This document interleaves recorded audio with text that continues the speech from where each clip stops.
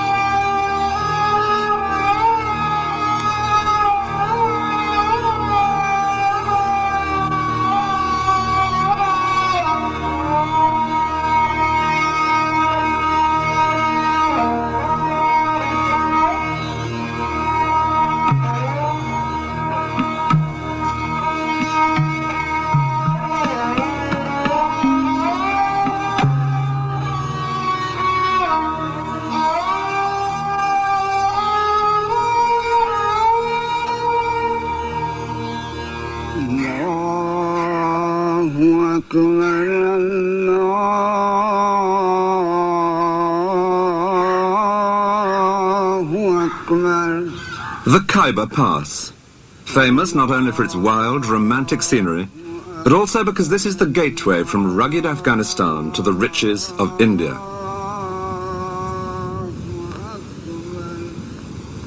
Through these mountains have come a succession of great conquerors, restless for new lands to plunder. Alexander the Great came by, so did Genghis Khan, and Tamburlaine.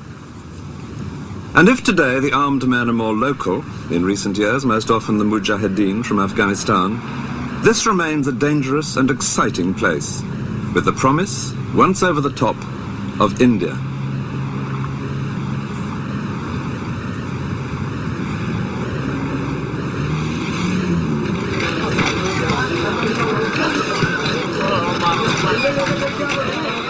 The first large town through the pass is Peshawar, now in northwest Pakistan.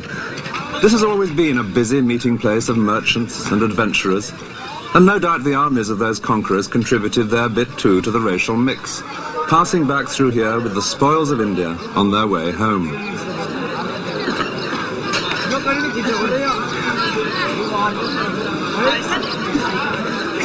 But one conqueror who came through here in the 16th century intended to stay in India. He was a buccaneer with royal blood in his veins. His name was Babur. Babur had a direct link with those earlier conquerors, being descended on one side from the leader of the Mongols, Genghis Khan, and on the other from that equally ferocious predator, Tamburlaine. But his own descendants would rule with even greater splendor. Their court in India became famous throughout the world for its lavish display, astounding the European visitors who witnessed this scene, and who would call these emperors the Great Mughals, meaning the Great Mongols. Their exquisite paintings and buildings, together with often grisly deeds of treachery, would add up to an irresistibly exotic Oriental melodrama.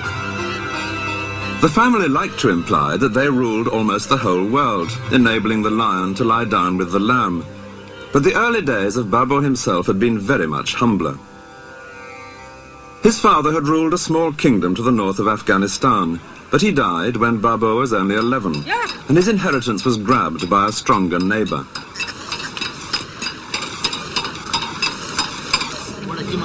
By his late teens, Babur was living more like a bandit than a prince.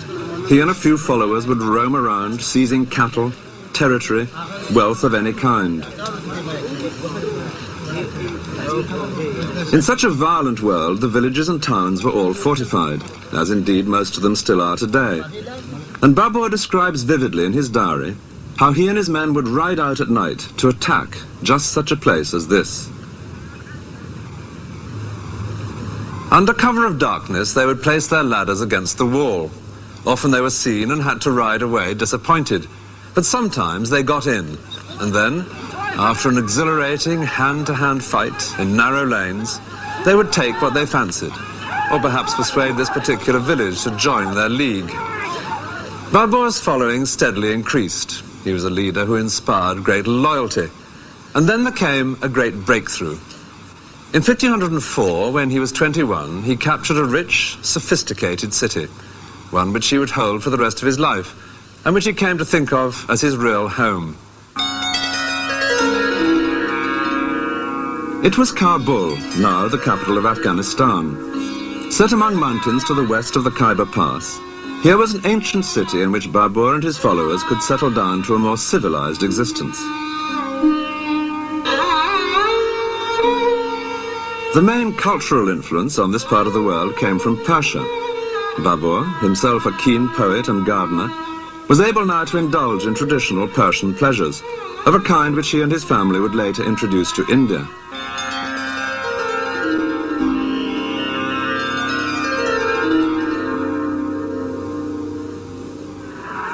But a ruler in those days could never relax for long. A regime based only on military power needed constant new conquests to bring in more territory, more wealth. In three directions, Babur's kingdom at Kabul was unable to expand. To the north was a powerful new ruler who had been grabbing vast territories, including Babur's ancestral kingdom. To the west was the even more powerful empire of Persia. To the south, desert. That left only the east through the Khyber Pass. Northern India was ruled by many rival princes, too busy fighting each other to be likely to combine against an invader, and the prize was a rich one.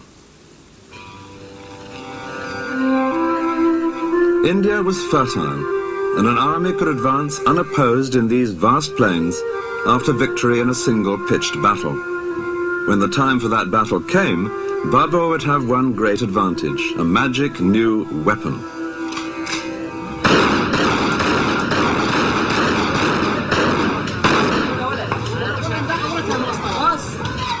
In Dara, just through the Khyber Pass, firearms are the stock in trade. Everyone here is busy making them. But when Babur came this way with his new muskets, which had reached him from Persia, no one knew what these strange objects were. He describes tribesmen making obscene gestures at this weapon that fired no arrow, until it went off in their direction.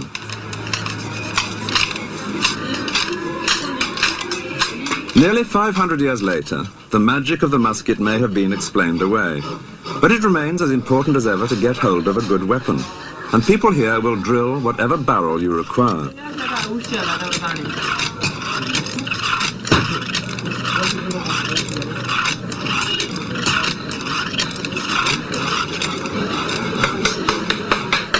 Every day, as the customers try out the wares, the valley resounds with gunfire.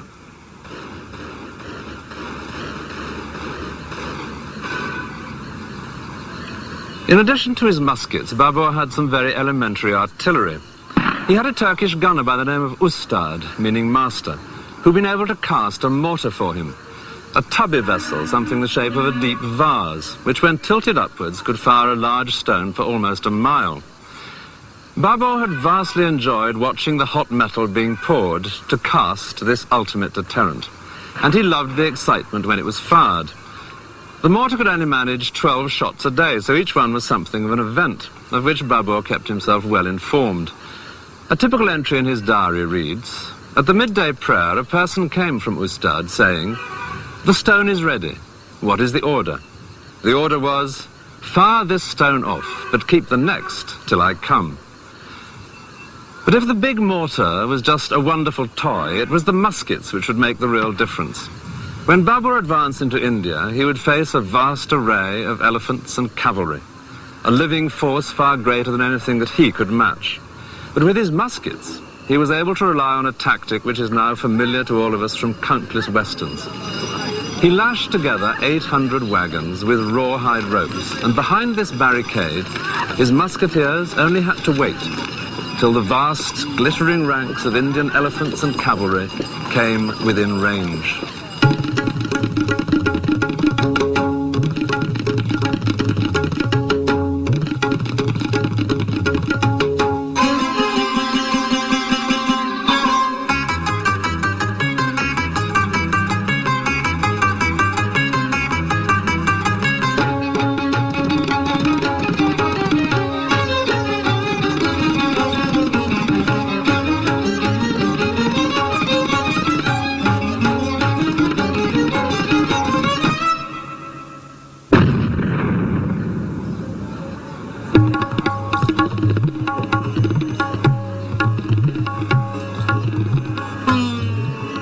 After his victory, Babur moved unopposed to the heart of northern India, through Delhi and on to the city which more than any other is now associated with the great Mughals.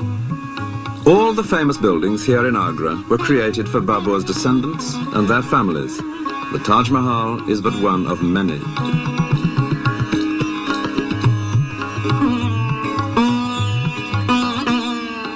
In this city, which would later display to the world his family's magnificence, Babur had a foretaste of the wealth of India.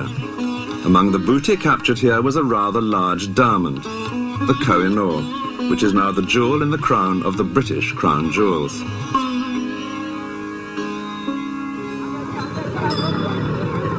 Babur was a keen observer of the world about him, and soon he was finding much to marvel at in this land which he had so rapidly conquered.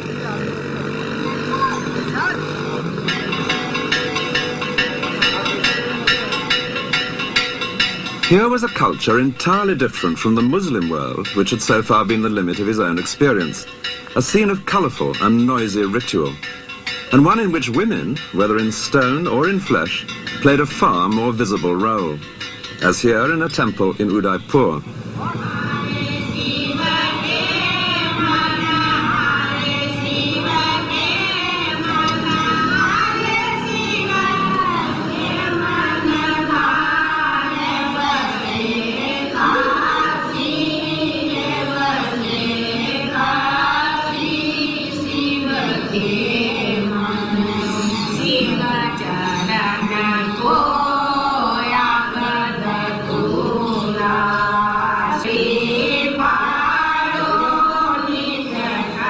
The Hindu religion developed much earlier than Islam, and this sort of thing was exactly what the Quran, like the Old Testament, most strongly disapproved of: idols. But Babur was too fascinated by life to waste much time on indignation. Instead, he was soon writing a section in his diary entitled Description of India. It begins boldly. India, he notes, is extensive, full of people, and full of produce.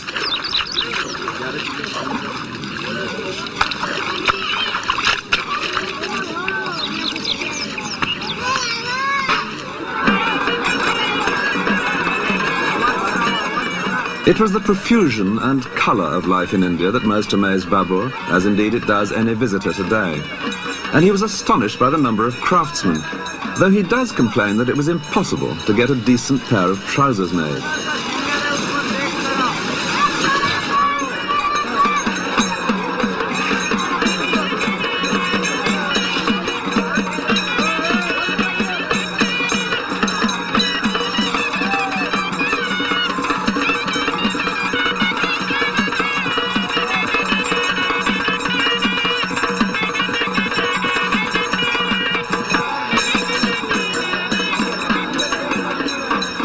With all wealth depending in the end on what the land and human skill can produce, it was perfectly evident that there were better pickings to be had here than in Afghanistan. Though in India's summer heat, Babur did always feel dreadfully homesick for the mountains of his youth.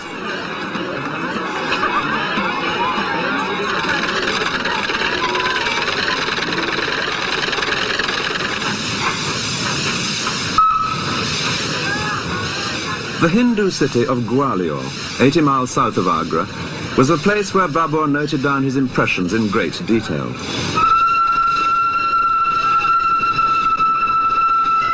He first came here on September the 27th, 1528. That day he had earache, and so had taken opium, which was causing him to vomit when he visited this great fort. But, like any good tourist, he put up with that.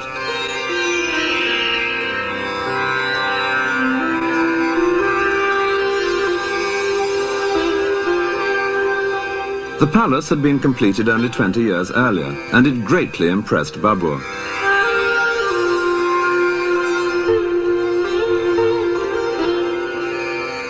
He noted the tiles, which included, he said, the semblance of banana trees.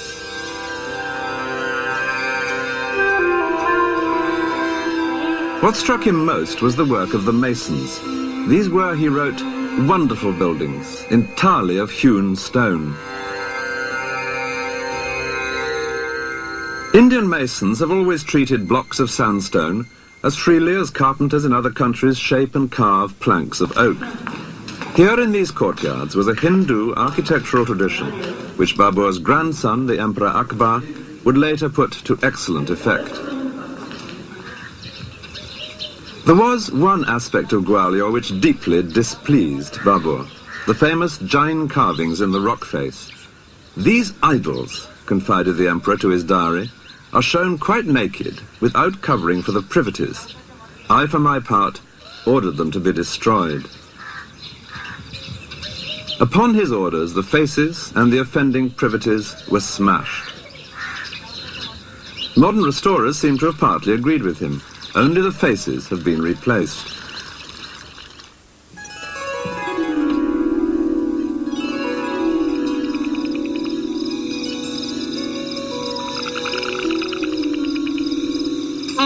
The illustrations, done later for his diary, reflect Babur's fascination with the wildlife of India, though the artists don't always seem to have studied nature as closely as he might have wished. One frequent complaint in his text is the lack in India of good, cool streams. All the Mughal emperors loved water, and where they didn't find it in nature, they set about providing it in gardens.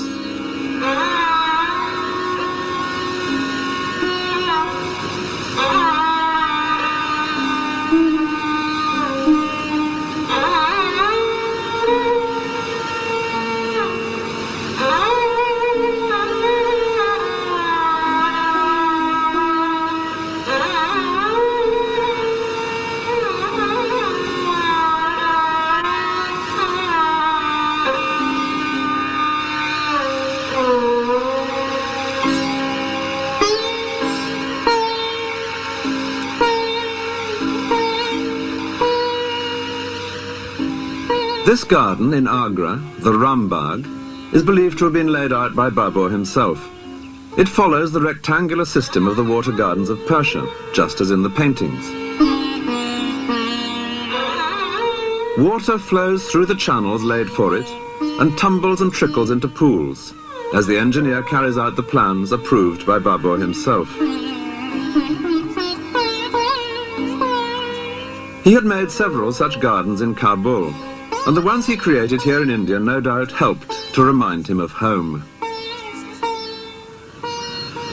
Babur would come to his gardens for a task which he very much enjoyed, that of writing up his diary from the notes he had taken all his life. And the tale he had to tell was among the most romantic of life's basic plots, the rags to riches story, from the early days, with sometimes just a couple of hundred followers, to all the wealth of India. And it was here in Agra that he decided to celebrate his success. He would give a sort of empire warming party. Word was sent out that all who had helped him on his way should come to receive fitting benefits. Even quite humble people were invited. A man who had once helped him across a river on a raft, some peasants who had sheltered him in Afghanistan.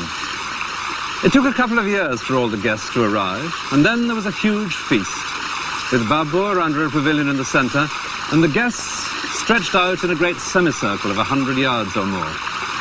There was much present giving, and dancing, and acrobatics, and general self-satisfaction.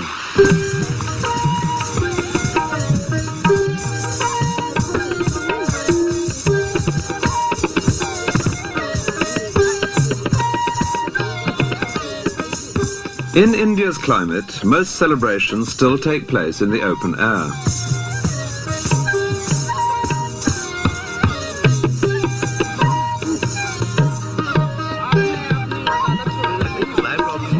From everyday picnics to more special occasions, a meal on the grass or on carpets remains a part of social life.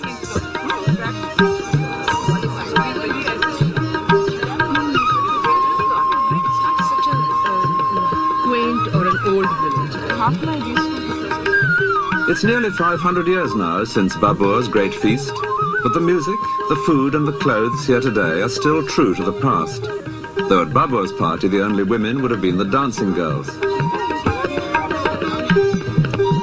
But his celebrations were premature, because the new empire depended far too much on Babur himself. 2 years after the feast, he died, His had been an action-packed life. He was still only 47. And though his dynasty would later prosper, as this painting reveals, it was to be a close-run thing. He was succeeded by his son Humayun, aged 22, who had fought beside his father in the capture of northern India, but was a very different character. Humayun had nothing of his father's brisk energy. He was charming, sentimental, much given to scenes of tearful reconciliation with those who had conspired against him, and superstitious, exceedingly superstitious.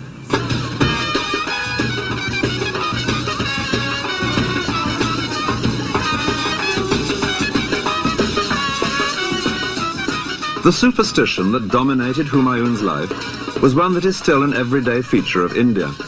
This marriage procession, a familiar sight in the streets here, couldn't possibly happen without the precise time being chosen in advance by an astrologer.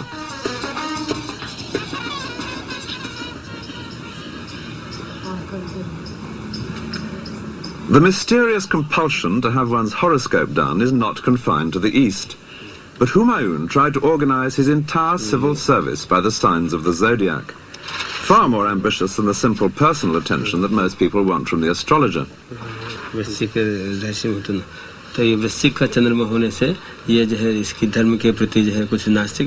Humayun's astrological civil service, the officials responsible for the earth signs naturally took charge of agriculture. The water signs had the canals, while the fire people busied themselves with military matters.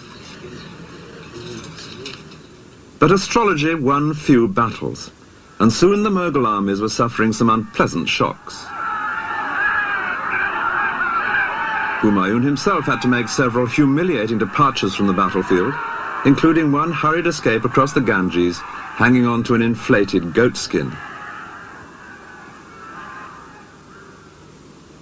The empire, which he had inherited from his father in 1530, extended far across northern India. 10 years later, he had lost control of the whole of it, and was wandering as a refugee in the deserts of Rajasthan, with his family and a dwindling band of courtiers.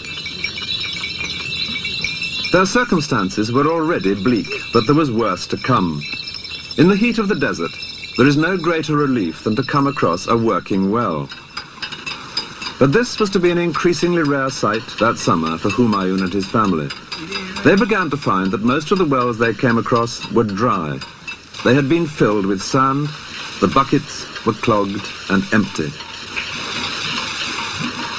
The cause was a clash with Hindus. Members of Humayun's party had killed some cows, sacred animals to any Hindu. Rajasthan is a fiercely Hindu territory, and the people here had been deeply offended.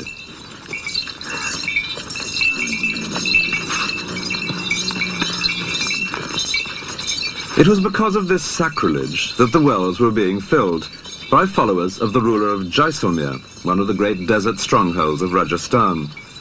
This kingdom was just the sort of place Humayun's descendants would have to come to terms with if they were to recover and hold India. But for the moment, mere survival had become the one priority for the evicted emperor and his family.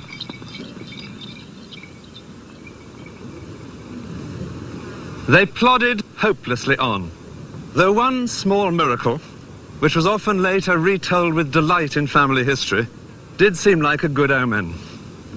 A young wife of Humayun's was just 15 years old, but was also 8 months pregnant. And she now felt that famous arbitrary longing of pregnancy for one particular kind of food. In her case, a pomegranate, something impossible to come by in the desert. But then, happily, their path crossed with that of a travelling merchant. And he was found to have, in his saddlebag, one large, juicy pomegranate. Then, a month later, at a small oasis, the real miracle. The birth of a son who would later radically transform the family's fortunes. They called him Akbar. He would spend his childhood as a refugee because his father would soon be chased right out of India. But against all the odds, Humayun later fought his way back in to recover the empire. And Akbar, the child of the desert, would grow up to deserve, more than any other member of his family, that simple but resounding title, the Great Mughal.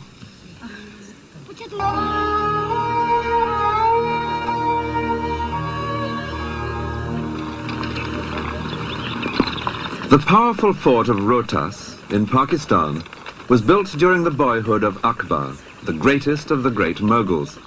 But it was built by a rival who had driven Akbar's father from India, a mere 15 years after the family had conquered the land. The Mughal Empire now seemed little more than a 9 days wonder. But then India fell once more into chaos, and Akbar's father managed to fight his way back past here to recover his kingdom. It was the plains of northern India which the Mughal family had conquered in 1526, and which Akbar's father, Humayun, now recovered, settling back into his capital city at Delhi. It was only just in time, for 6 months later he was dead, but at least that meant it was here in Delhi that his tomb would rise, as the first of the great Mughal monuments, giving a reassuring, if so far entirely false, sense of stability and power. Above the tomb, a dome, like a bud which would later flower in the dome of the Taj Mahal, reflecting the Persian traditions behind the Mughal family. Poetry played an important part in Persian court life, and with pleasures such as these, Humayun now relaxed once again in Delhi. As well as reading poems, a favourite game was to improvise them, and naturally his reconquest of India was the most popular subject of all. It was into this building that Humayun now moved his precious collection of family manuscripts. This was the scene of the poetry readings, but the scene also of a disastrous accident. One day in 1556, Humayun was up here on the roof of his library. He'd been hearing the latest news from Mecca, from some pilgrims who had recently returned, and he was discussing with his astrologers the hour at which they expected Venus to rise, because he intended to hold an assembly at that propitious moment. And when that time had been agreed, he began to go down these steep stone steps. And then, something which the astrologers had evidently not foreseen. His foot was on the second step, when he heard a muezzin from the nearby mosque calling the faithful to prayer. And as Humayun turned to incline his knee in respect, he tripped in his robe and fell headlong down.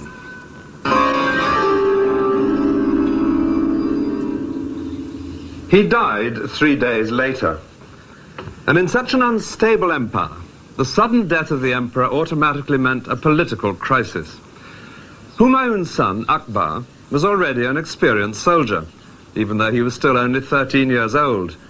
But he happened to be hundreds of miles away campaigning in the Punjab. If the news got out before Akbar was publicly enthroned, it was certain that others would attempt to seize power. As the first rumours spread, anxious crowds gathered below the fort. So Humayun's courtiers fell back on an ancient ruse. Someone who vaguely resembled the dead emperor was dressed up in his clothes and waved reassuringly at the crowd at a suitable distance. No doubt some of the people were fooled for some of the time, and meanwhile the action had moved elsewhere. When the news reached Akbar, he was miles from anywhere in this vast plain. He had with him an experienced general to keep an eye on the boy, and the general now organized a hurried but essential ceremony. There had to be a coronation. The king is dead, long live the king.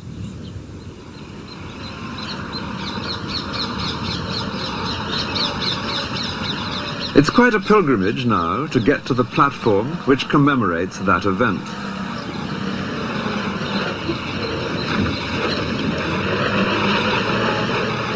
Known as the throne of Akbar, this surely has to be the least visited of all Mughal monuments. Well, here at last it is, with just some water buffaloes now standing where the courtiers did on that distant day, and a rather brutal Ministry of Works fence separating it from the surrounding countryside.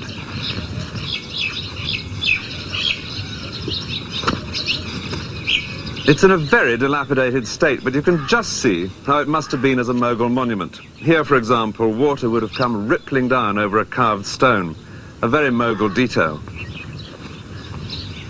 Dreary though this looks, it's a most evocative place, because that event, here in the middle of nowhere in 1556, was to be the turning point for Akbar's family, leading to more than 100 years of astonishing achievements. But on the face of it, as he sat here that day in a golden robe specially made for the occasion, the prospect was bleak. It was only to his own army grouped around him that he was emperor. Others would have different ideas. His claim to rule was not that strong. His father and his grandfather had between them notched up only 15 years ruling in India. And there were plenty of rival rulers who would now see a young boy on the throne as just the chance they'd been waiting for. As proof of that, it wasn't long after Humayun's death before a large Hindu army captured Delhi, and then moved in this direction to drive Akbar from India. In the resulting battle, the Mughals were heavily outnumbered, and if they'd lost that battle, there would have been no Mughal empire. In the event, they were saved by a stroke of luck. A chance arrow hit the Hindu general in the eye, and the sight of him, slumped so visibly on top of his elephant, caused his army to flee. On such small incidents, the tide of events can turn. By the end of the battle, the Mughals had captured nearly 1,500 elephants, and it was like that many tanks, in perfect condition and with plenty of fuel and ammunition, falling into the hands of a modern army. So Akbar and the elephants were able to march back together into Delhi, for the moment unopposed. After the victory, a tower was built using the heads of the enemy, a custom whenever the defeated were non-Muslims. Rotting by the roadside, this was not a tradition well calculated to appease the local community. The young Akbar, on the face of it, seemed unlikely to appease anything. Physical danger was what he loved. Indeed, he'd been so much the athletic schoolboy that he never even learnt to read. Yet this was the emperor, Akbar, who had come to see the problems of India with its rival communities of Muslims and Hindus in a new and very unconventional light, shocking many of his own Muslim followers in the process. The great centre of Hindu power lay to the southwest of Delhi, in the area known as Rajasthan, the land of the Rajas. Their fortresses dotted this ancient and highly colourful territory, and two in particular would be of great importance to Akbar: Chittor and Amber, which is now known as Jaipur.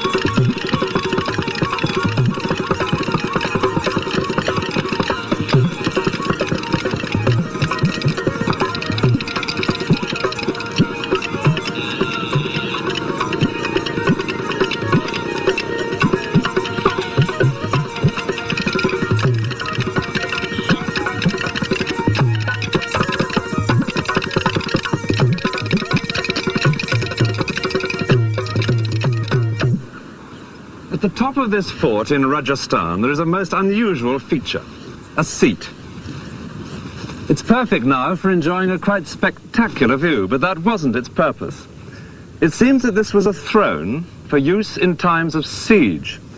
Here the Maharaja would sit, exposed but visibly in command, conducting the campaign if there were enemies below to be driven back. From this perfect vantage point, he could see the build-up to an assault and choose where to fling his own men into the attack.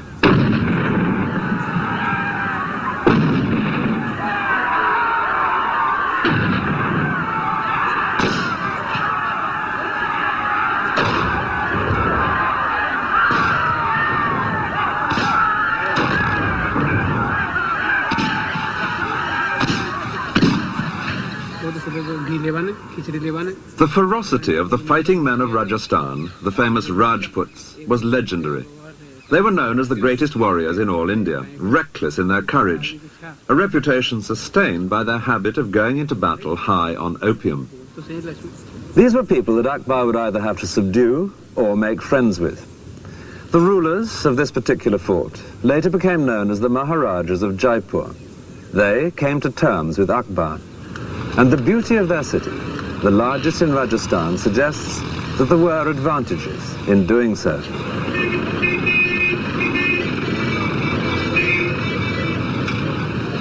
Jaipur was built as a completely new city after 2 centuries of alliance with the Mughals. It all began with a marriage. At an Indian wedding, even today, the bridegroom, with a small male relation mounted in front of him, goes on horseback to meet his bride.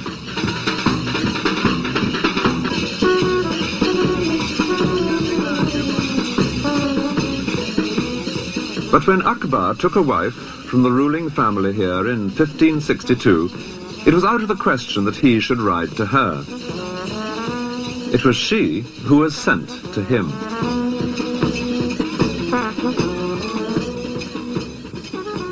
To present a bride to Akbar was a way of making an alliance, in effect like signing a treaty. And as he travelled round with his court, building up his fragile empire, he made many such arrangements. His harem contained some 5,000 women, mostly slave girls. Among his wives there were several Hindu princesses, each a token of friendship from her own family. But the first had been the bride from Jaipur, and beneath the fort there would soon appear the famous palace of Amber, the first unmistakable sign of a new prosperity. It was built some 40 years after the wedding by a Maharaja who had become Akbar's leading general. His palace has become one of the great sights of India.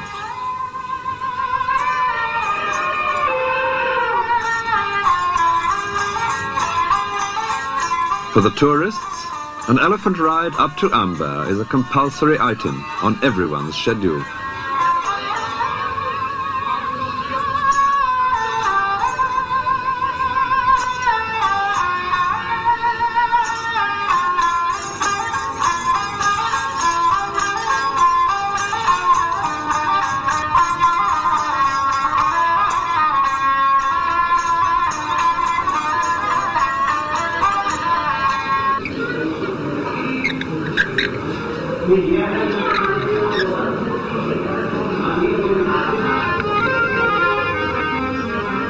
The most impressive details were naturally in the Maharaja's own quarters, with patterns of inlaid stones and fragments of mirror.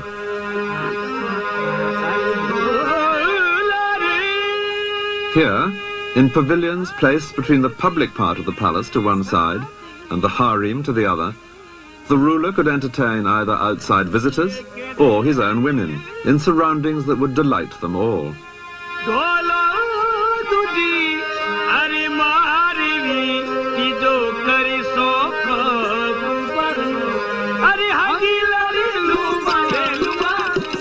A few miles away, in their new city of Jaipur, the Maharajas of Amber would build another palace. And it's here that their present-day descendant lives. I asked him what benefits he felt there had been for either side in the family's long relationship with the Mughal emperors. The Mughals got governors and generalship from the House of Amber, and the House of Amber got the peace and tranquility to be able to pursue and build the city of Jaipur, and was again considered one of the main Hindu and Rajput states of that period. And what about religion? Well, again, it gave Raja Jai Singh great time to protect the Hindu religion during his reign. Akbar spent much of his time moving round with a vast army, using the sport of hunting as his diplomatic cover. Any troublesome ruler might soon find the emperor killing deer on his own doorstep, with the infantry standing in as beaters. One of the ways of hunting that the emperor most enjoyed was with the cheetah, the Indian leopard. the fastest animal on earth.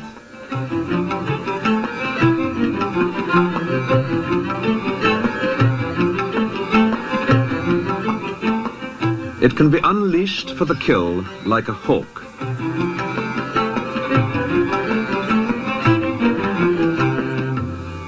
This crowded scene, with a fence in the background, depicts another favourite way of hunting. Akbar's soldiers would drive the deer in from miles around in an ever-shrinking circle. Then, as soon as the terrified animals were contained in a small enough space, the portable fence would be put up around them, and riding in with sword or lance or gun, the emperor would indulge in an orgy of killing. On one occasion, on a vast plain such as this, 50,000 beaters drove in game from 60 miles around, a very large army in disguise. No wonder most rulers proved friendly when Akbar passed by. But there were exceptions, in particular the Rana of Mewa, who held the great fort of Chittor. As the senior prince of Rajasthan, he openly scorned the House of Amber for having given a daughter to the Mughal harem. Akbar determined that this proud knee must bend. In 1567 he arrived below the fort with his army, which included Hindu princes from Amber. Chittor itself is nearly 4 miles long, but Akbar's camp extended 10 miles. It was to be one of the most famous sieges in Indian history. Akbar used 2 methods of assault, both of which are shown in these views done by his painters. One was mining, burrowing under the walls with explosives. The idea was to blow up a section for the soldiers to enter the fort, but fuses were unreliable, and the Mughal army suffered a major disaster when a charge went off in 2 stages. The first blew the intended hole in the wall, but the second exploded as the Mughals stormed the breach, killing several of Akbar's favourite officers. The other method was a fortified corridor, which was gradually extended until it reached the walls. From its protection, snipers, often including Akbar himself, would get closer and closer shots at the defenders. For 4 months, this daily trial of strength dragged painfully on. The siege came to a sudden end because of a single bullet. There had appeared on the ramparts on that particular day a Hindu officer, and in the way of the times, the bullet that killed him was soon credited to the gun of the emperor himself. It's true that Akbar did take an active part in the daily business of sniping at the fort, and it may well be that he did fire the lucky shot. But the significance of what had happened was not immediately appreciated in the Mughal camp, until they observed that fires were breaking out all over the fort. Then the Hindu generals in Akbar's army were able to explain to him what was happening. The man who had died must have been the prince in command of the fort, and the fires were part of a grisly but hallowed Rajput ceremony, which always took place whenever defeat seemed inevitable. यानी कि हम जब राजपूत हार जाते हैं तो भी हमारी राजपूत परिवार की स्त्रियां जोहर में जलती हैं. जोहर शब्द का मतलब The Johar, described to every visitor here, is the favourite incident in Chittor's history, a symbol of the unyielding pride of Rajasthan. For the wives of Rajput warriors, death rather than dishonour was the compulsory tradition in the face of defeat. They were all burnt before their husbands sallied forth to meet their own equally certain end in a final, hopeless battle. Inside the fort there were some 40,000 peasants living, and, unusually for him, Akbar now allowed them too to be massacred. Clearly this victory over the uncompromising Rana of Mewa was to be taken as an example. The city of Udaipur reveals that the Rana himself compromised in a rather different way. He had left his men to defend Chittor while he withdrew to start again here, further removed from the centres of Mughal power. An unglamorous decision, but it preserved the independence of his house, which never intermarried with the Mughals, and it gave us one of India's most beautiful cities.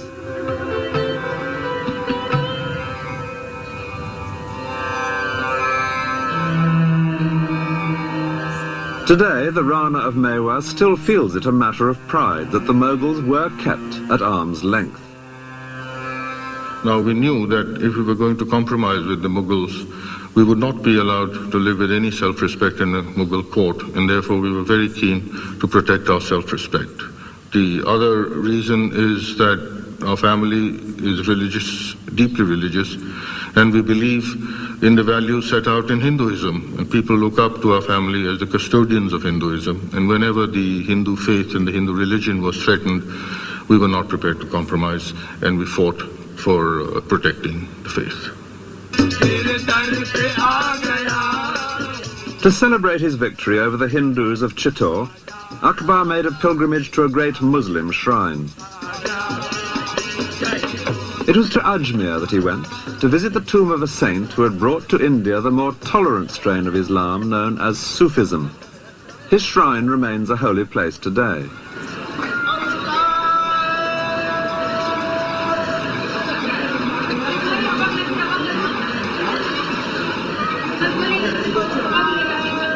The saint here had died 3 centuries before Akbar's visit, but it was to be a living saint who had now become of great importance to the emperor.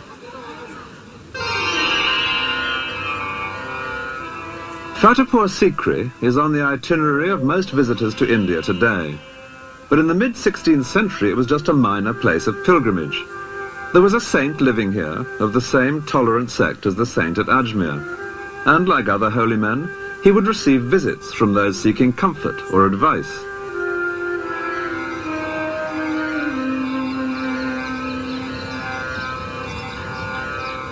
In 1568, one of the pilgrims who came for advice was the young emperor, who would later build at the top of these steps the great Victory Gateway leading into the mosque. When Akbar came to visit the saint who lived near here, he brought him a pressing problem. He was now 26, but in spite of his large number of wives, he still had no son. Well, the saint gave an uncompromising answer.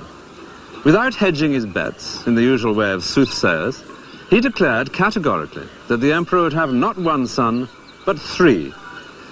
Soon after these comforting words, news came that the Hindu princess from Amber was pregnant. For safety's sake, Akbar sent her to live near the saint, and here a boy was born. A year later, another princess was pregnant. She too was sent here, another son. And 2 years after that, a 3rd boy, exactly fulfilling the saint's prophecy. But with a track record like that, an emperor does not stand idle. And that was why, over the next few years, Fatehpur Sikri became increasingly important in Akbar's life. The palace, which Akbar would now build beside this mosque, was a gesture of gratitude to the saint, of confidence in the future, and of exuberance. An exuberance reflected, it's pleasant to imagine, in an entertainment offered to the visitors here by one particular old man, several times a day.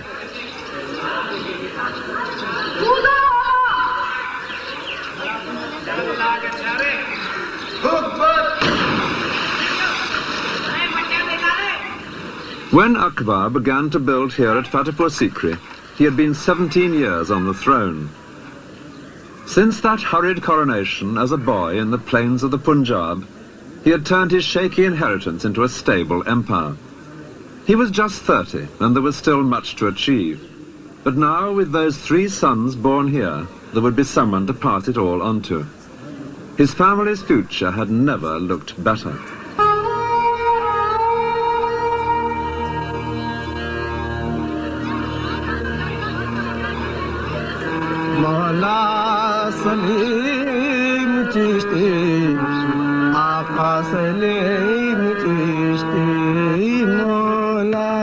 The hilltop round the mosque at Fatehpur Sikri was bare in the 16th century.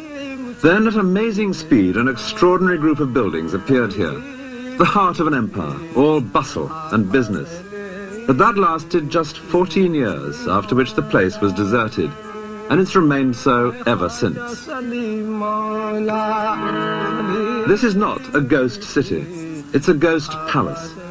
In these courtyards, the Emperor Akbar created his own very original concept of a place where a ruler could feel really at home. Akbar decided to build here because of a local holy man, or saint, so the mosque was always central to Fatehpur Sikri.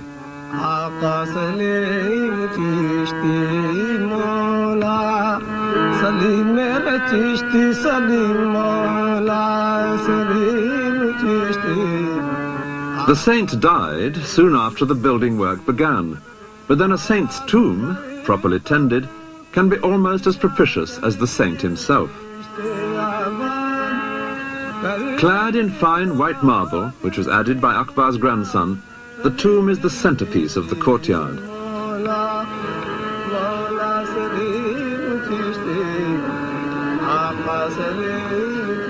A daily custom in the shrine, out of sight behind the carved marble screens, reveals precisely why Fatehpur Sikri was built. Women tie threads to the screen. Each is a wish for a child, a reminder that when Akbar came here without an heir, the saint told him he would have 3 boys, and when he did, the builders were called in.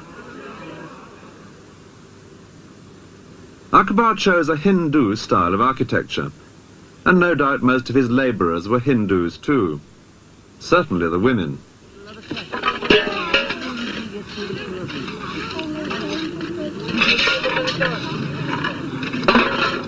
This is still a familiar sight anywhere in India, and if it looks now a little slow compared to methods elsewhere, nobody could have said that about the building of Fatehpur Sikri, where it took just a few years to create a palace worthy of an increasingly confident emperor.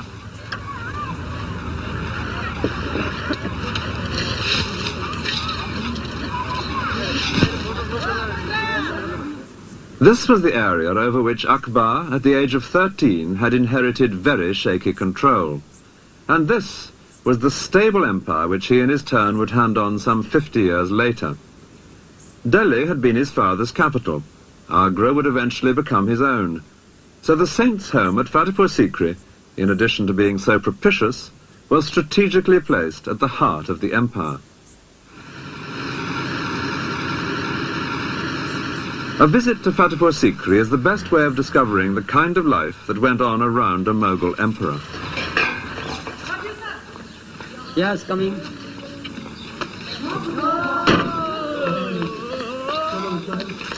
There were even more barriers then.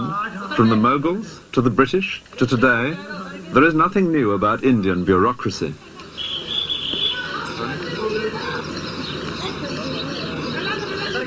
We take it for granted now that you can walk straight into any town. But in those days, the town gate was a real obstacle, always shut, for example, at night.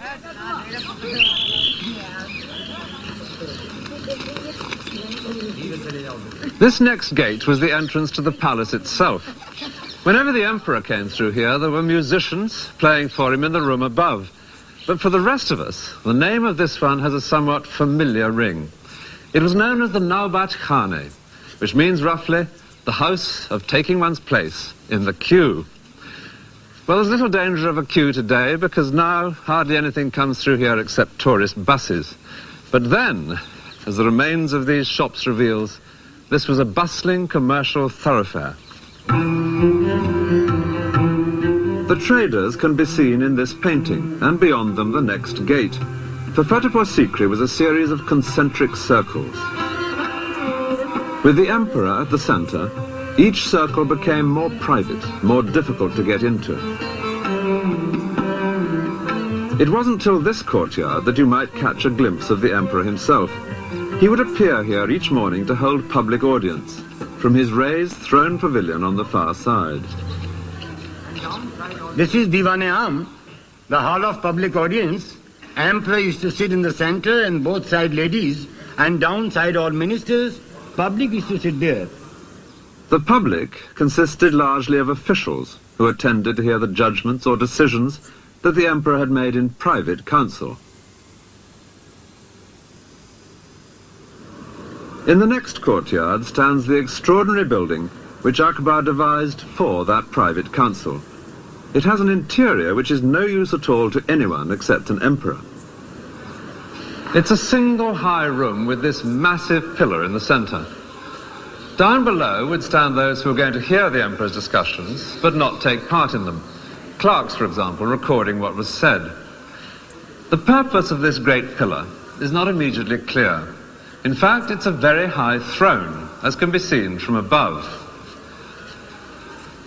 The one flaw in this otherwise splendid design is that to reach his throne, the emperor had to climb some astonishingly steep stairs. But once he'd got to the top, a very different prospect, and a quite extraordinary seating arrangement. There are places to sit all round the edges, and 4 bridges to the throne in the centre. If someone needed to talk more intimately with the emperor, or to take him something of interest to look at, he would cross one of the bridges, no doubt stooping humbly as he went, which does also make it feel a lot safer, to where Akbar sat on plump and comfortable cushions. The whole arrangement seems custom-built for an egomaniac, which is exactly what it was. But then emperors and modesty have never gone hand in hand, and this does feel exceptionally good. Akbar loved in particular talking about religion, on which he was very much a free thinker, unlike his predecessors. He refused to accept that his own creed, Islam, could have a monopoly of the truth. And he enraged his experts on the Quran by making them discuss, in here, the nature of God, not just among themselves, but in argument with Hindu gurus, who would sit on the opposite side. The final straw for the orthodox Muslims was when Akbar introduced his own religion. It borrowed something from each of the others, but added one startling new element, in that Akbar himself seemed to have taken over the role of God. Close to Akbar's eccentric hall of private audience, there is a 5-story building. It stood on the borderline between the male world of Akbar's imperial responsibilities and the feminine part of the palace, the harem, which lies beyond. This is the Panch Mahal, 5-story building, summer palace for the ladies. As the guide explains, this lovely, cool palace without walls was probably used on special occasions, such as parties, by Akbar and his profusion of ladies.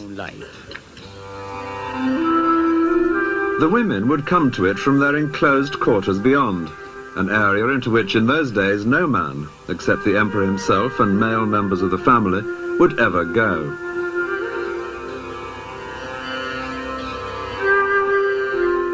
Akbar provided intricately carved surroundings for his harem, which included both Muslim and Hindu wives. But the method of construction at Fatehpur Sikri is entirely Hindu, with the straight lines of great stone pillars and beams instead of Muslim curves. These rooms were lovely places to loll and chat in on a warm evening. If they look a bit stark now, it's because they're unfurnished. This is like viewing an empty flat, and as on that occasion, the trick is to imagine the missing items. Not just the girls themselves, but pretty things in the alcoves, cushions to recline among, and above all, carpets. An English visitor to India marvelled at the rich display of carpets. All their bravery, he wrote, is upon their floors.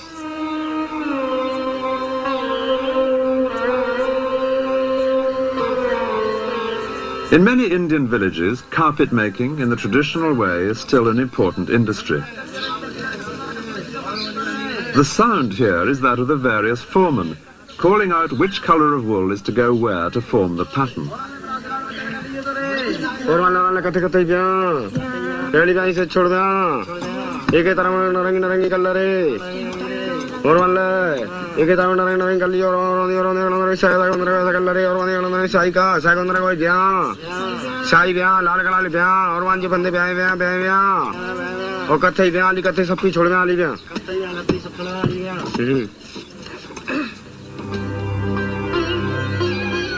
The daily life of Akbar's court is known to us in great detail thanks to one man, a fascinating character, a writer who became a close friend of the emperor. His name was Abul Fazl. In Fatehpur Sikri, at a discreet distance from the harem, is this house. It's believed to be the one in which Abul Fazl lived. He'd come to court in his early 20s, and his great intelligence, combined with an almost unlimited willingness to lay on flattery with a trowel, both of them qualities which endeared him to Akbar, meant that he soon became, in effect, the emperor's resident intellectual. The great task which Akbar entrusted to him was the recording for posterity of his life and possessions and achievements. And these 3 fat volumes are less than half of what Abul Fazl wrote. Indeed, in the printed version, his work amounts to some 4,000 pages.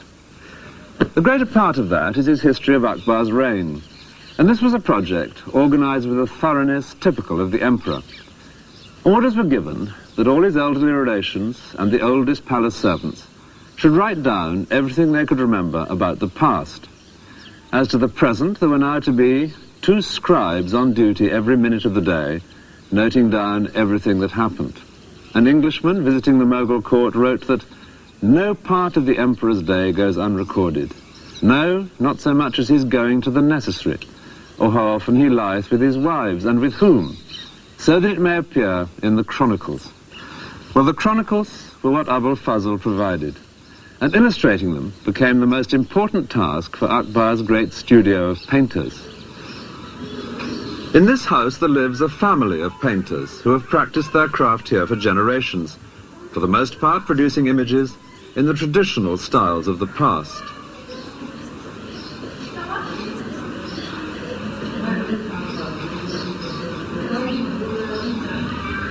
Among the many schools of Indian art, the greatest is that of the Mughal court, established by Akbar. His painters would often collaborate on a picture. Each would put in what he did best, someone for the landscape or the architecture, and later someone else for lavish costumes or animals or flowers.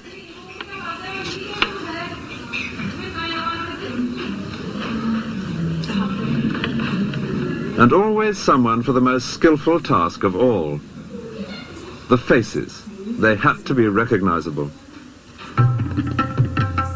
What Akbar looked for in a painting was an accurate image of the life that he knew.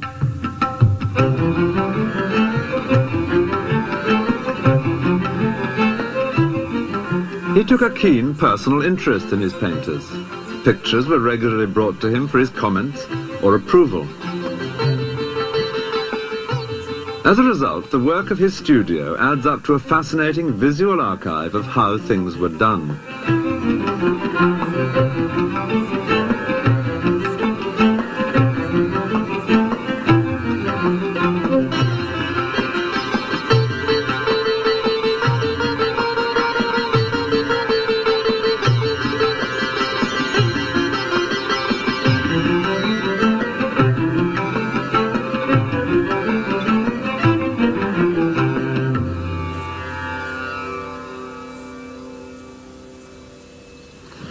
In his great work, Abul Fazl also collected masses of dusty information about the empire and how it functioned.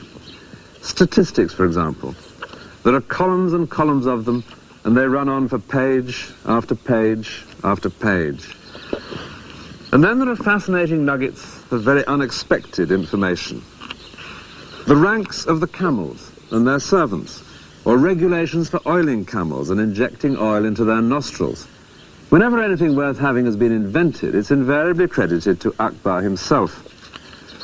Under the manner of cleaning guns, we learn that this used to be a most laborious task. But His Majesty, from his practical knowledge, has invented a wheel, by the motion of which 16 barrels may be cleaned in a very short time. The wheel is turned by a cow. And then there are fascinating details about Akbar's daily routine. We learn that he never drank anything but water from the Ganges, which was carried with him wherever he went. And he had the great luxury of ice arriving every day of the hot Indian summer in an endless succession of boats and carts from the distant Himalayas. He only had one meal a day, but the fuss that caused was phenomenal on its long journey from the kitchen. India's housewives still prepare dishes for their husbands to take to work in that splendid Indian invention, the tiffin can. But Akbar's dishes were sealed for a different reason, fear of poison. Before sealing, each was tasted by 3 officials. If anyone was going to die in instant agony, it would not be Akbar. One of the greatest bonds between Abul Fazl and Akbar was a shared love of religious speculation. and Abul Fazl spends a great deal of space in this volume describing the beliefs of different religions. So both men were equally delighted when a third element was added to the discussions held here at Fatehpur Sikri between Muslims and Hindus. There arrived from Goa something entirely new, a couple of Jesuit missionaries. Christian engravings had already begun appearing in the elegant scrapbooks kept by Mughal courtiers, because the Portuguese had now been in Goa, on the west coast of India, for half a century. Distributing images of this kind was a part of missionary activity. The efforts of the missionaries did lead to some surprising juxtapositions. The companion for Jesus is Akbar's own son, Jahangir. Akbar's Muslim advisors were ordered by the emperor to engage in debate with the two visiting Christians. Akbar expected some sort of truth to emerge. Vain hope. The Jesuits pitched into the Muslims with such vehemence that the emperor himself had to take them aside to advise caution. Even so, they stayed for 3 years in Fatehpur Sikri, only leaving in despair when Akbar announced his own new religion. But at least they had provided some interesting new themes for Indian artists.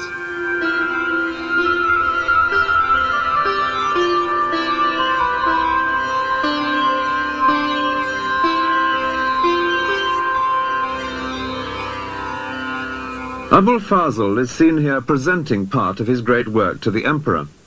He never quite completed his history of the reign because he died 3 years before Akbar.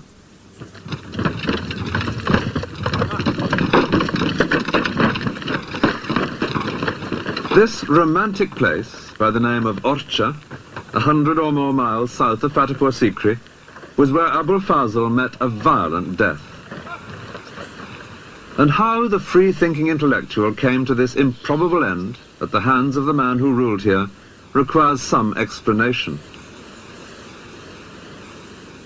In what was essentially a military society, the only way of real progress to fame and fortune was by proving oneself in battle. So Abul Fazl used his influence with the emperor to be given military command, and soon he was in action. He seems to have revelled in skirmishes and sieges. Writing them up later, he invariably makes the most of his own involvement. Our brave warriors were nearly being defeated, he reports on one occasion, but the writer came up and the enemy was dispersed. Unfortunately, the brave writer had one powerful enemy on the Mughal side. He was Jahangir, the prince who shared the page of an album with Jesus. As the eldest son, he was Akbar's natural heir, but he had led a most dissolute youth, and Abul Fazl had made no secret of his low opinion of him. Now the prince was showing signs of open rebellion. The emperor, Akbar, summoned Abul Fazl back from where he was campaigning in the south, because he wanted his advice. But Jahangir knew that any such advice would be deeply hostile to his own interests. He decided to take action. Far to the south of Agra and Fatehpur Sikri, Abul Fazl was busy campaigning on the distant borders of the empire when he received Akbar's summons to return to court. He set off, confident as ever, to advise his emperor. But his journey would lead him straight into an ambush. Jahangir was friends with the Raju who had his stronghold at Orcha, and he knew that Abul Fazl would have to pass by here on his way north. So he sent word that if the Raju would stop that sedition monger and kill him, he could expect every kindness from the prince. Abul Fazl and his small party were overwhelmed here by about 500 horsemen. He'd had advance warning of the ambush from a spy, and it seems he could have escaped. But he was playing to the hilt his new role of Mughal warrior. He fought to the death. As proofs that the deed was done, his head was sent to Jahangir. And tradition completes an unsavory tale by adding that the prince threw it into a latrine. I can't help identifying with the writer who'd worked so hard collecting facts to glorify the Mughal court. It was an unworthy end. A great new palace nearby at Datia was begun by the Raja a few years after he had disposed of Abul Fazl. Its opulence suggests the scale of reward for political murder. The new building was in the same style as Fatehpur Sikri, but ironically, Fatehpur Sikri itself had already been abandoned. It seems the water supply had failed, so the imperial caravanserai moved on, leaving only the ghosts of a brief 14 years of glory.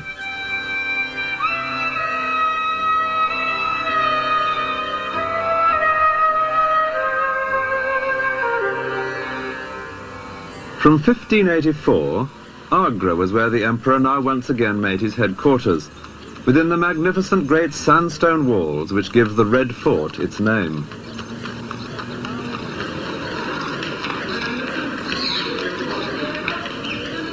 They were walls and gates which Akbar himself had built before his move to Fatehpur Sikri.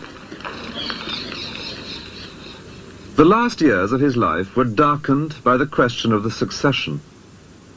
Akbar was now in his 60s, and he had no great liking for his son Jahangir, the murderer of Abul Fazl. The rumour was that he might skip a generation. Jahangir had several sons. Was it perhaps in the old man's mind to pass the crown to one of them? Some tried to read the answer in one particular event. A favourite entertainment among the Mughals was the elephant fight, and Akbar now ordered a contest between the best elephant of Jahangir and the best elephant of Jahangir's eldest son. Many believed the result would decide which of them should inherit the crown.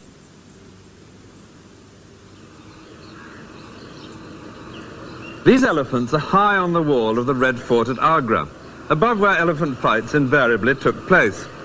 Akbar sat up here watching, surrounded by courtiers, while the two elephants fought it out in the open space below. In the event, it was the elephant of his son, Jahangir, which won. A month later, Akbar died, and he did decree on his deathbed that Jahangir should succeed him. But the real person to have watched on that day of the elephant fight was a 13-year-old boy who sat up here beside his grandfather.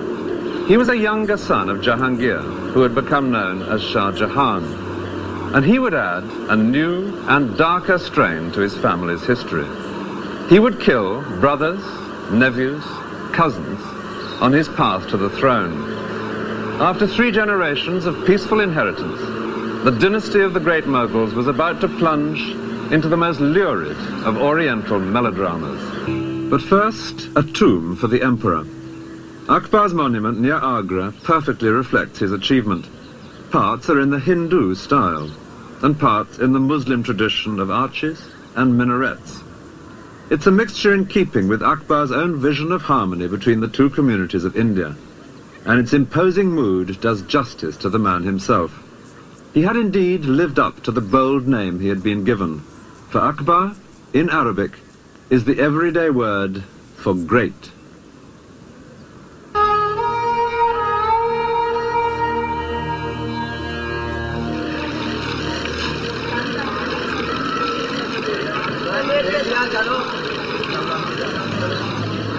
The lake of Pushkar in Rajasthan, one of the holiest places in India. Hindu pilgrims have been coming here for more than 1,500 years.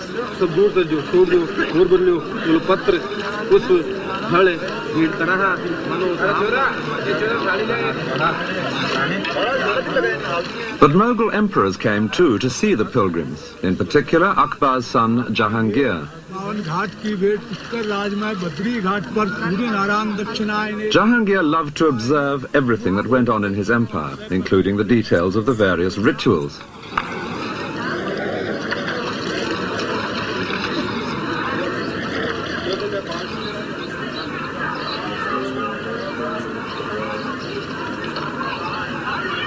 With Jahangir, a new element enters into the family history.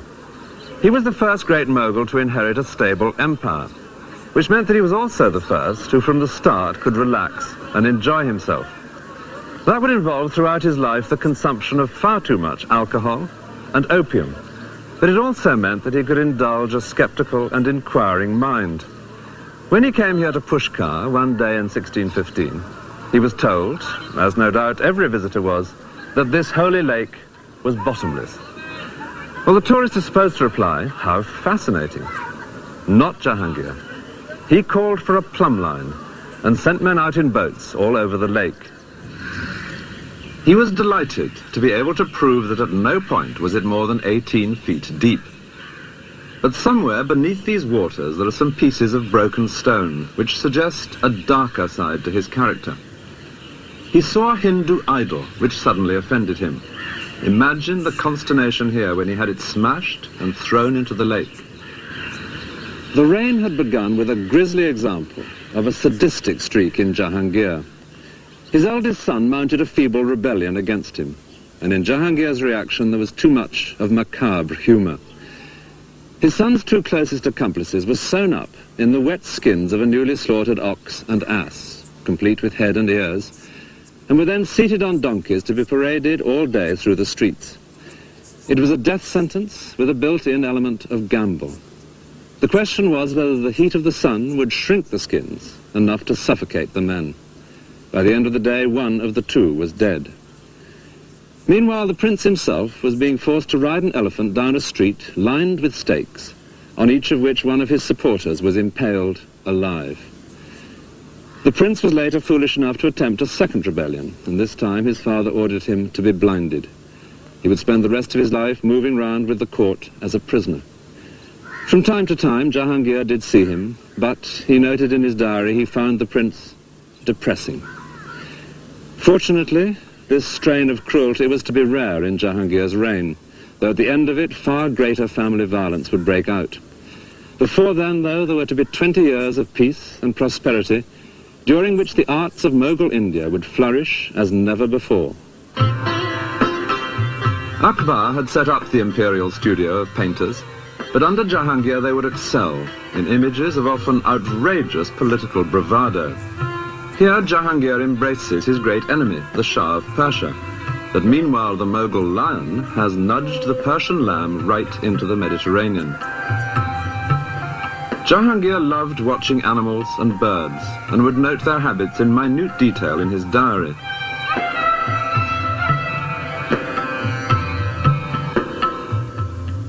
But the diary is just as detailed about his own habits, recording with great precision his decline into alcoholism. From wine he turned to spirits, and then to double distilled spirits. He was drinking 20 cups a day at one period, with a dose of opium as well, and he was at no pains to conceal this alarming fact. Indeed, he even had himself shown with a wine cup on one of his coins, deeply shocking to the Muslim faithful. Life in Jahangir's empire is known to us in great detail, partly because it was now receiving much foreign attention. Ships from Portugal, Holland and Britain were sailing right round Africa to visit this land of fabled wealth. It was from the port of Surat in 1615 that a very articulate Englishman set off inland on an arduous journey to seek out the emperor, who was with his army a few miles from Pushkar at the city of Ajmer. Actually, by a strange coincidence, there were two Englishmen here in Ajmer that winter of 1615. They couldn't have been more different, though they did decide to share lodgings. One was the first official British ambassador to India. King James I had sent him out to try and set up a trading agreement for the newly formed East India Company. The man chosen for this difficult task was Sir Thomas Roe, and he describes how he met in Ajmer that famous unwearied walker, Tom Coriat. Coriat was a writer who had indeed spent 3 years walking to India, but was determined that his readers should see him on an elephant. He was lucky to be alive, since his idea of good Christian behavior was to climb the minaret in mosques and to shout down that Mohammad was an impostor. Roe was soon deeply embarrassed by his eccentric compatriot. Coriat was something of a linguist, and he now addressed to Jahangir a speech in Persian, which was fine until Roe discovered what he was saying. He was asking the emperor for money, which Roe considered unseemly in an Englishman. Roe himself, by contrast, had brought presents for the emperor, which was essential for an ambassador because presents played a major part in Mughal court life. Indeed, Roe describes how people would hold up in the air the gifts they had brought for Jahangir, and if something nice caught his fancy, he would ask that person what business he had come upon. Unfortunately, Rowe's presents, which had been provided by the East India Company, turned out, when they were unpacked, to be mouldy, which provoked a very sharp letter home. Even so, he did make progress at court, and soon he was invited to one of Jahangir's evening parties.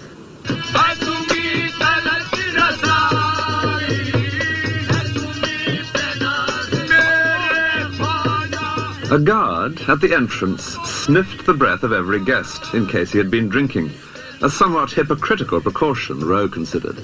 And indeed, serious discussion of British trade did turn out to be quite impossible. The Emperor was, in Rowe's words, too drowsy with the fumes of Bacchus.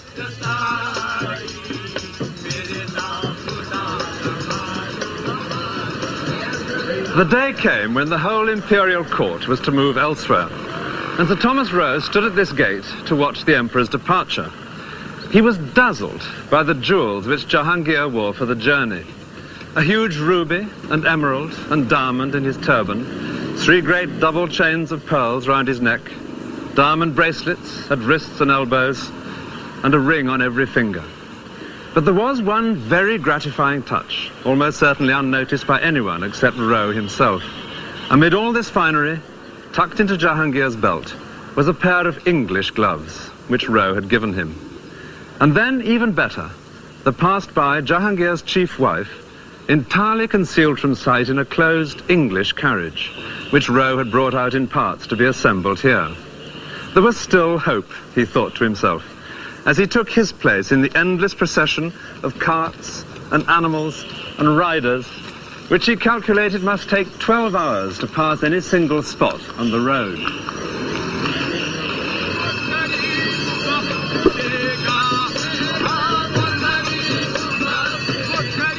The Emperor's own travelling palace itself needed 600 animals to move it from one place to the next.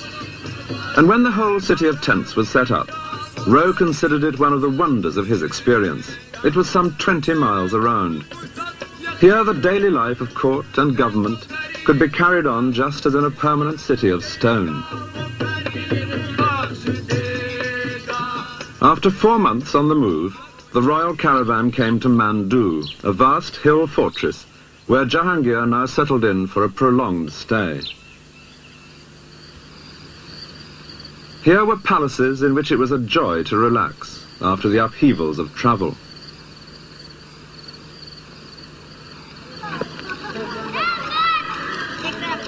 Mandu had been brought within the empire by Jahangir's father, but there had been Muslim rulers here long before the Mughals came to India. Jahangir was particularly impressed by the superb mosque which they had built in the 15th century. Today, in its corridor of arches, the sound is no longer that of prayers. It is the conversation of bats.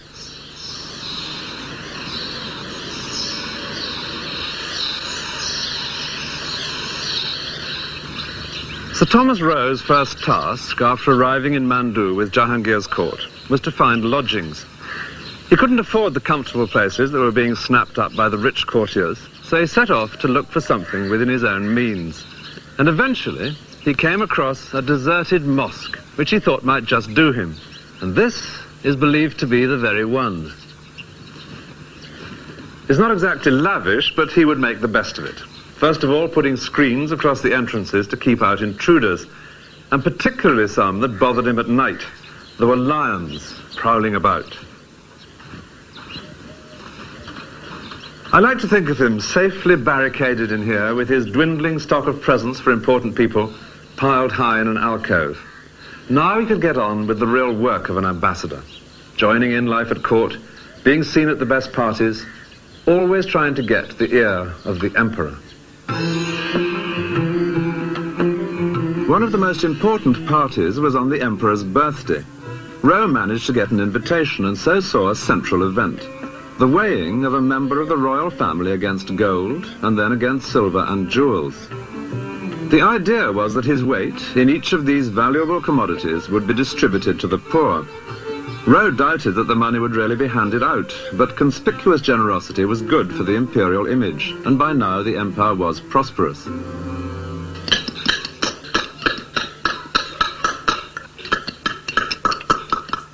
Nearly all rulers bring prosperity to the masons as they build palaces for themselves or temples to God.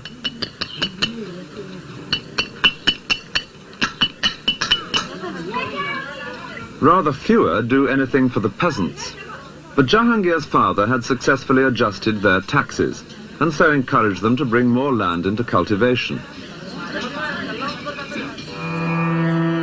Jahangir loved his wealth, but simple holy men, he liked to pretend, meant more to him than anyone else. The Western monarch being snubbed here by his place at the back of the queue is James I of England, undoubtedly done from a painting brought by Sir Thomas Roe.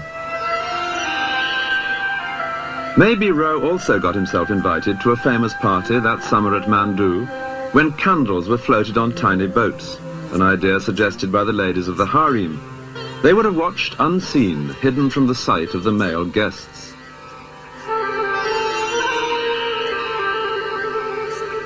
Every new day that Sir Thomas Roe woke up in his makeshift home at Mandu, it became more and more clear that he was getting nowhere in his main task, that of winning a trading agreement for Britain's East India Company. And by now he was well aware of the reason. He was often with the Emperor, who seemed very friendly, but he was nowhere near the real seat of power. That lay, unseen, behind the throne, in the shape of a woman, famous in India's history. She was Jahangir's favourite wife, Nur Jahan. The many portraits of her are all imagined, since no painter would have been allowed to set eyes on the royal women. Nevertheless, she can literally be said to have ruled from within the harem. It's a common Western belief that veiled women, or those in parda, are totally cut off from the world. But to see them today, seemingly separate in a modern street, is to get perhaps the wrong impression. There were certain advantages to being behind the veil, as explained by a woman who herself grew up in traditional parda. Conducting business face-to-face is not necessarily advantageous to both parties. And I feel that the woman in parda had a very special advantage because she was sitting inside, whereas the person she was dealing with, whether it was a businessman, whether it was a property seller, a landlord, whomsoever, was sitting outside. Now he of course couldn't see her, and from his point of view it was like what a modern telephone conversation is, so that you cannot observe the expressions or you cannot see what the other person is actually feeling, whereas from the woman's point of view she could observe everything about him.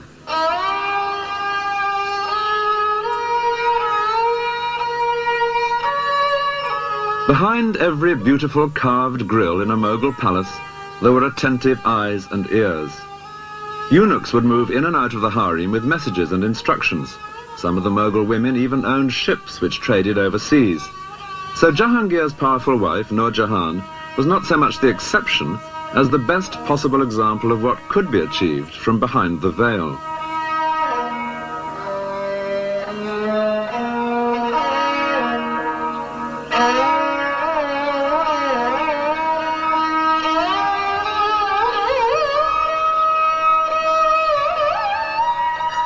In a garden by the river at Agra, there is an exquisite building which is solid evidence of Nur Jahan's power and wealth.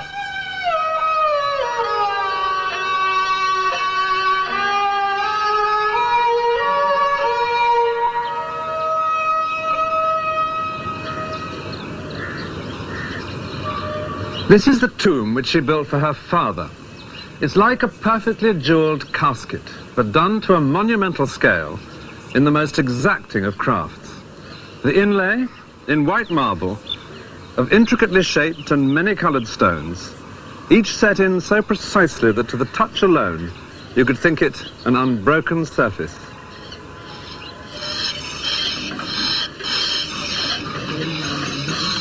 Using tools which owe nothing to the 20th century, craftsmen in Agra still lay delicate patterns of stone in marble. This workshop is one of about 150 in the city.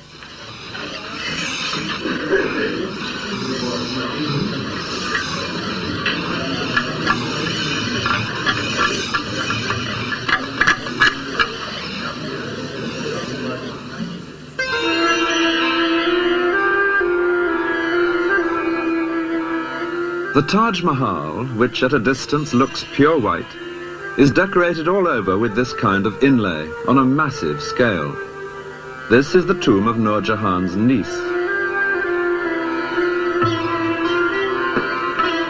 And just a couple of miles upstream from the Taj Mahal is the earlier tomb, the one she built for her father. The most spectacular of Mughal monuments, both for people born into her family and only connected by marriage with the Mughals.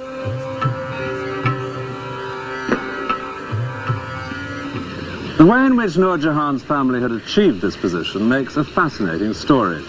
Her father, for whom she built this tomb, was an adventurer from Persia, who made such a name for himself that Jahangir appointed him chief minister. But the family's fortunes only really began when Jahangir fell in love with his chief minister's daughter, Nur Jahan. These are the sort of paintings one can still buy today in Agra's bazaar. We'll make them stand for Jahangir and Nur Jahan. They married. And when her father died, Jahangir appointed in his place, as chief minister, her brother. So already, they had things well buttoned up. The sister, behind the scenes, the brother in the council chamber. There was one very powerful member of the royal family, Jahangir's favourite son, the headstrong Shah Jahan. And they had a plan for him too.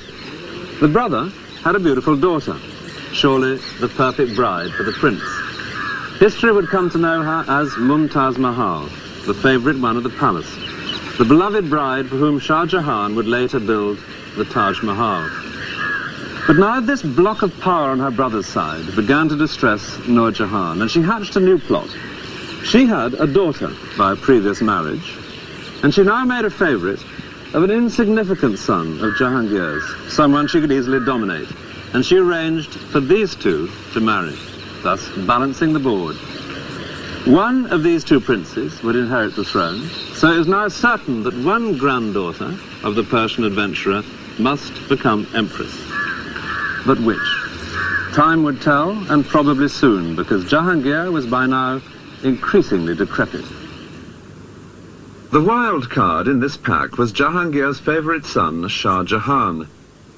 It was he in this scene being weighed against gold.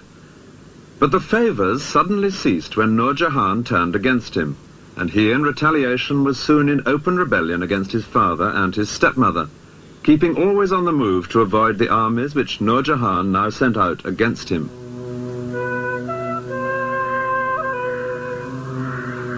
This lovely island in the lake at Udaipur is one place where he sheltered for a few months.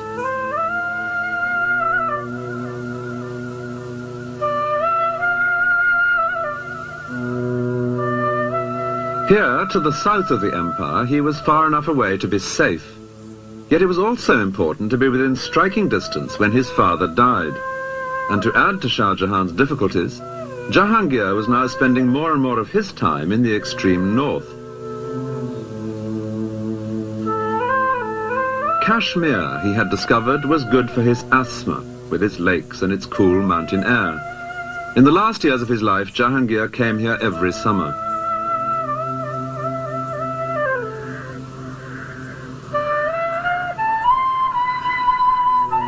Here he could relax and forget the outrage of a rebellious favourite son.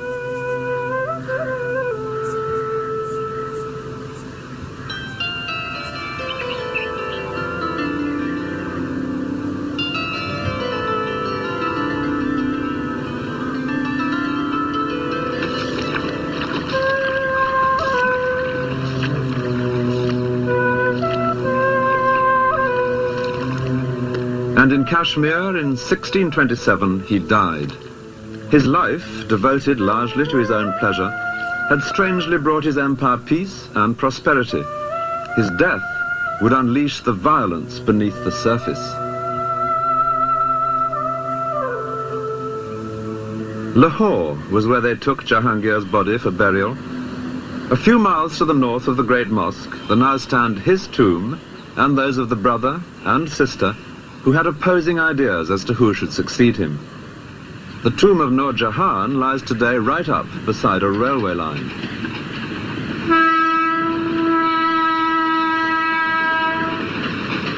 And it's a line which separates the losing from the winning side.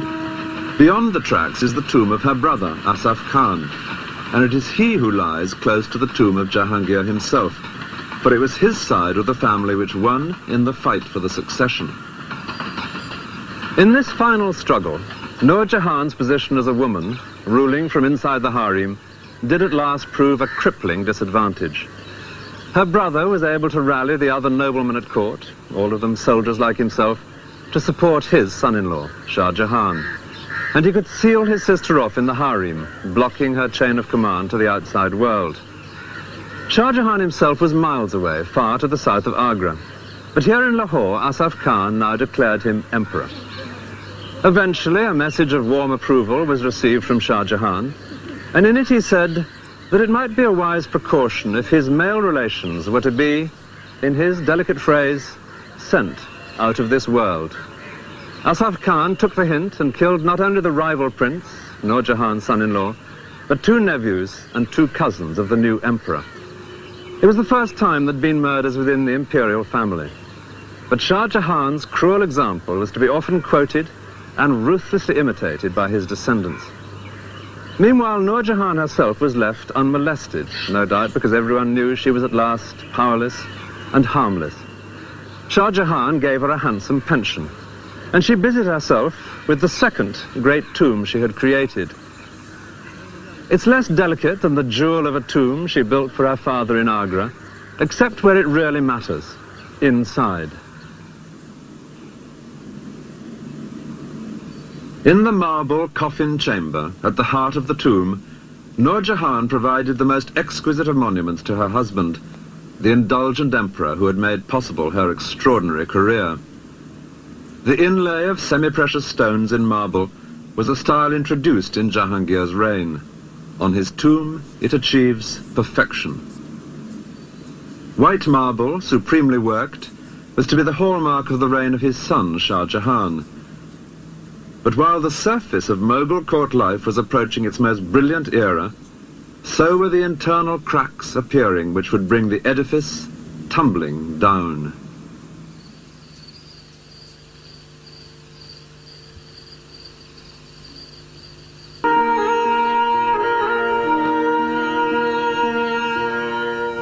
The Taj Mahal is famous not only for its unrivaled beauty, but because it has at its heart a love story.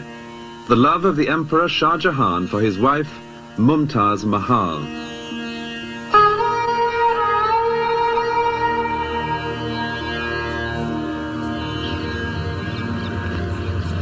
Just 3 years before the tragedy which caused the Taj Mahal to be built, there had been a joyful family reunion here in the Red Fort at Agra between Shah Jahan, Mumtaz Mahal and 2 of their children. The family was exceptionally close.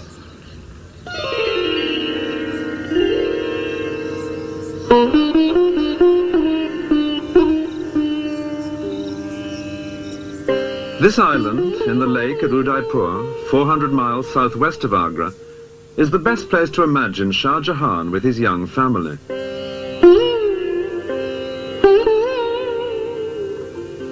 And from their life together here, one can understand something of why he was so attached to his wife that nothing less than the Taj Mahal would do as her monument.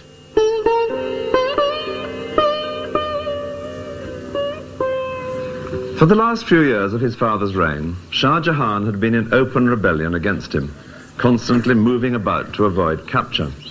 But he didn't send his wife and children to some distant place of safety. Instead, wherever he went, Mumtaz Mahal came with him. And we know that they took all important decisions together. One dry statistic will suggest how little they were apart. In the 19 years of their marriage, she bore him 14 children. The family stayed here at Udaipur for 4 months in 1623, as guests of the ruler, who was himself no friend to the Mughal court and was happy to entertain such a powerful rebel. This little palace, then newly built, is believed to be where Shah Jahan and Mumtaz Mahal lived. At the time, their eldest son, Dara Shuko, was 7, and the prince seen here in green, Aurangzeb, was 5.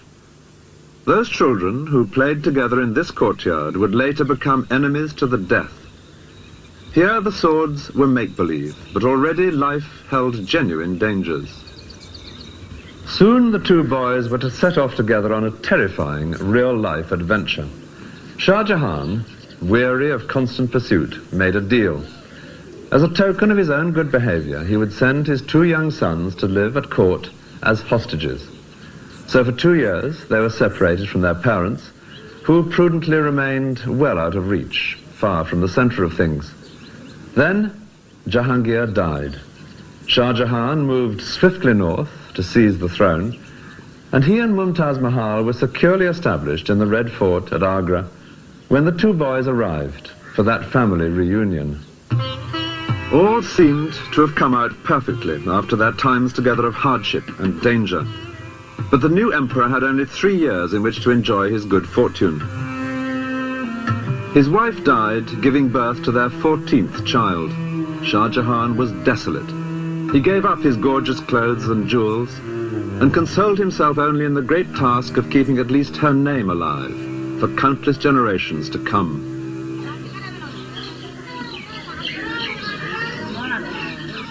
The phrase Taj Mahal, which has ever since echoed round the world, is just his wife's own name abbreviated, Mumtaz Mahal. It means the favorite of the palace.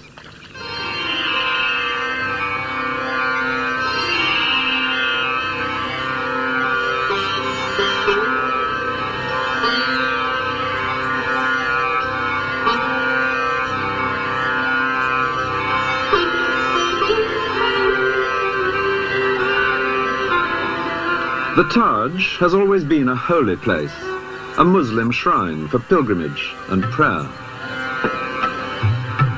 But it is also a place of pride and affection for all the people of India, the best possible choice for an outing with all its attendant pleasures.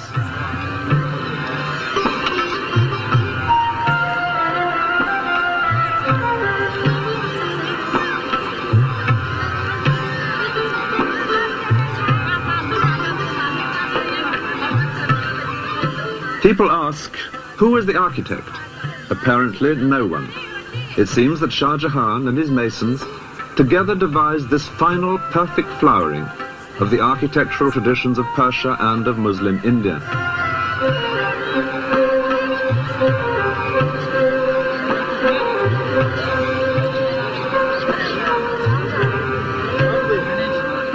Shah Jahan now increasingly devoted himself to architecture, not only in the Taj itself, but in many other projects.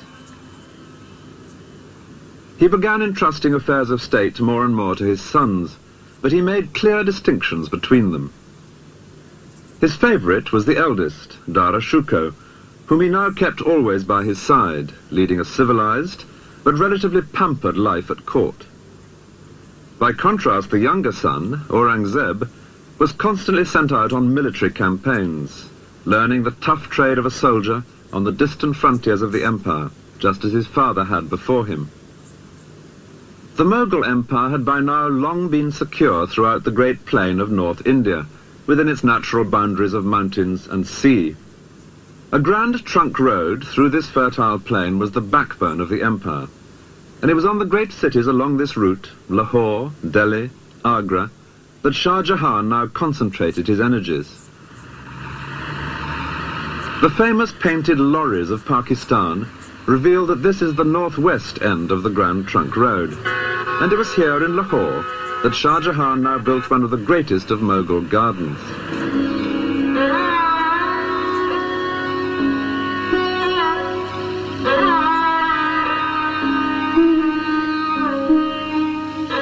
The Shalimar Bagh suggests perfectly one very Mughal concept of earthly pleasure, the soothing delights of water.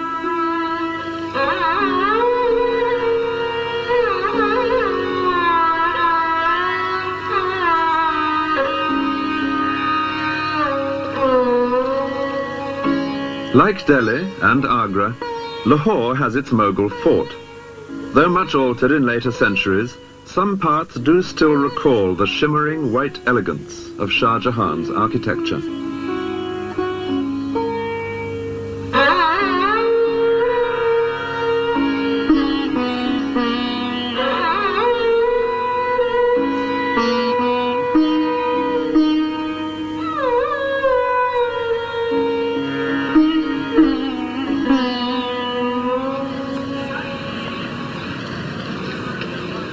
In Delhi, the next important place moving southwest along the Grand Trunk Road, Shah Jahan created from scratch a bustling city as well as a fort.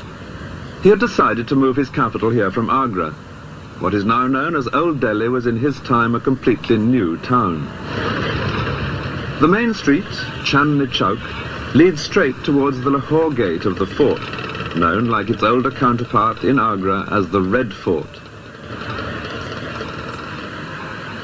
Shah Jahan's own apartments, all built at the same time, perch on the walls on the other, quieter side. And naturally, there had to be a mosque. 3.5 centuries ago, the muezzin first called the faithful to prayer in Shah Jahan's new Jama Masjid, or Friday Mosque. Just as today, except that loudspeakers now give his chant an eerily electronic quality.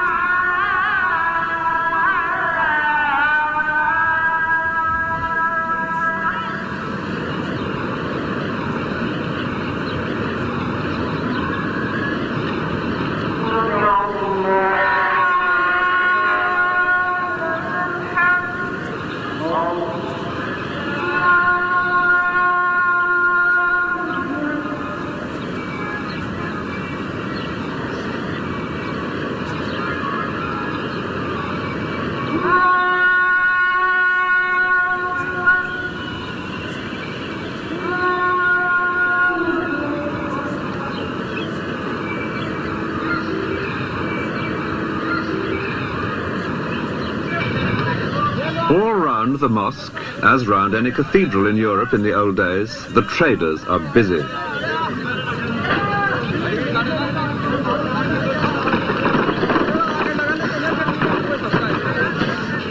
This is the market for cereals and spices. There's no space here for four-legged beasts of burden.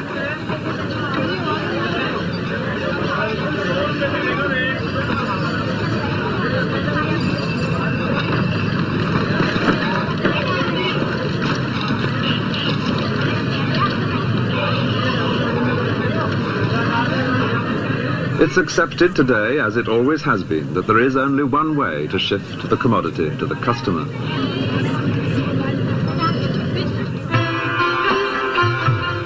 At Agra, too, the Red Fort had much benefited from Shah Jahan's passion for architecture. Within the red sandstone walls built by his grandfather, he had added his own characteristic white marble mosque and pavilions.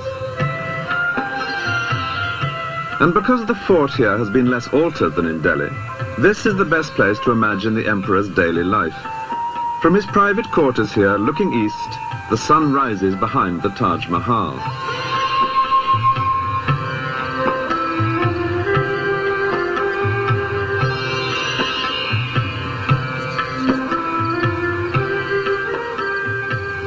Every day, as the sun rose, Shah Jahan would appear from his marble apartments on the east wall of the fort to let the people below know that he was alive and well, and like the sun, busy on their behalf. It was his grandfather Akbar who had first timed this daily appearance to coincide with the rise of the sun. But both he and Jahangir then went back to bed for a couple more hours of sleep. Shah Jahan was made of sterner stuff. Reached by a steep and narrow staircase, behind his apartments, there is a mosque, probably the smallest in the world.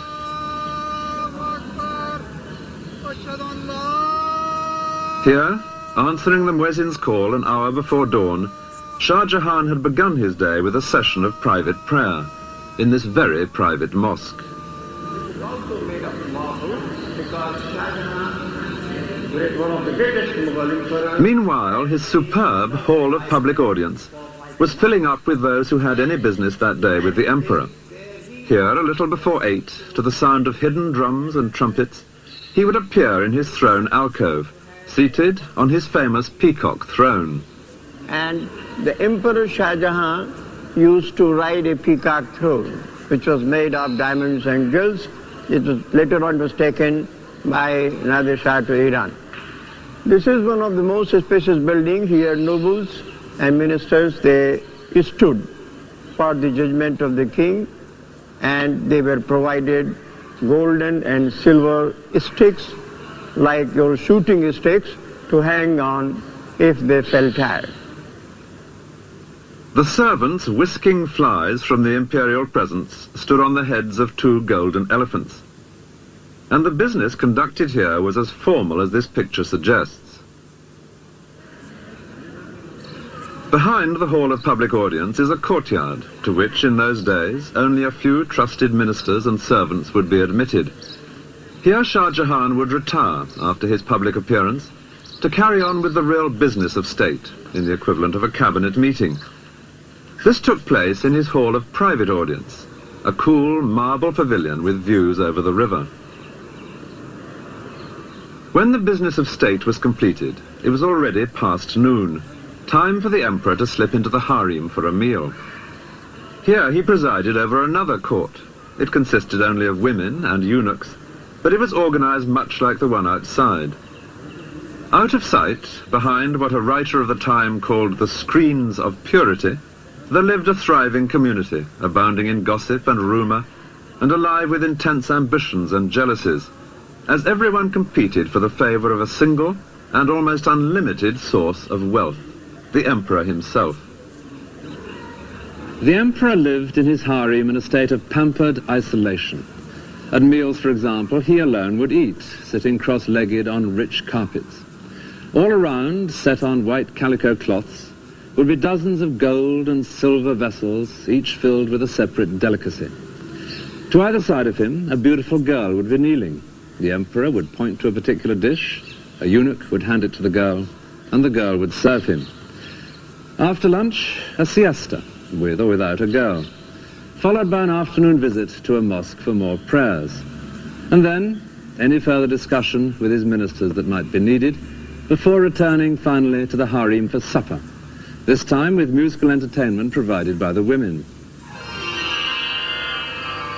By 10 o'clock, Shah Jahan was in bed. A woman, chosen for her soothing voice, would read to him. His favorite book was the diary of his ancestor, Babur, telling how he had captured India. In 4 generations, from nothing to all this, it was most satisfactory. Shah Jahan had seized the throne by force, but he was determined to hand it on peacefully to his favorite, Dara Shuko, the elder of the 2 boys who had been held as hostages before his own accession.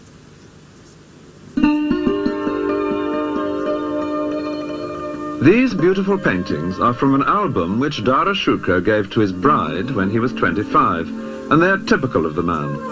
He loved the arts and literature. Indeed, he had become by now one of the most civilized members of his dynasty.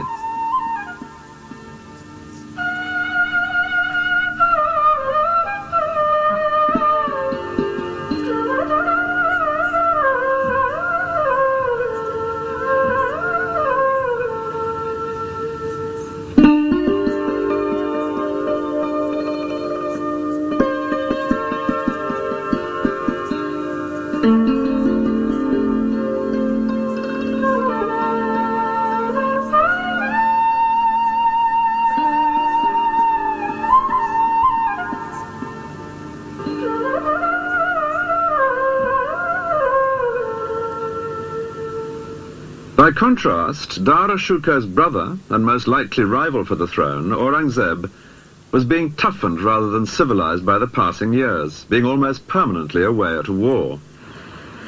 Orcha was where Aurangzeb's military skills were first revealed. The Raja here was unruly, so Shah Jahan sent Aurangzeb, still only 16, to reassert imperial authority. He did so, and entertained his father in the Raja's own palace. Father and son now perpetrated an outrage which was a major change of policy. They demolished the local Hindu temples. The young Aurangzeb was beginning in the way he meant to continue. Soon he was adding spectacular further conquests. Even the great southern city of Hyderabad would eventually fall to him. It was famous then, as it is now, for its jewels.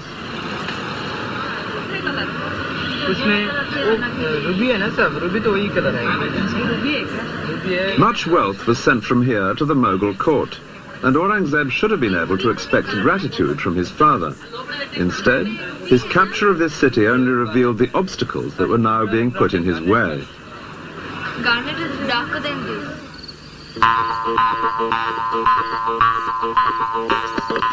5 miles from the city is the fort of Golconda, the stronghold of the royal family of Hyderabad.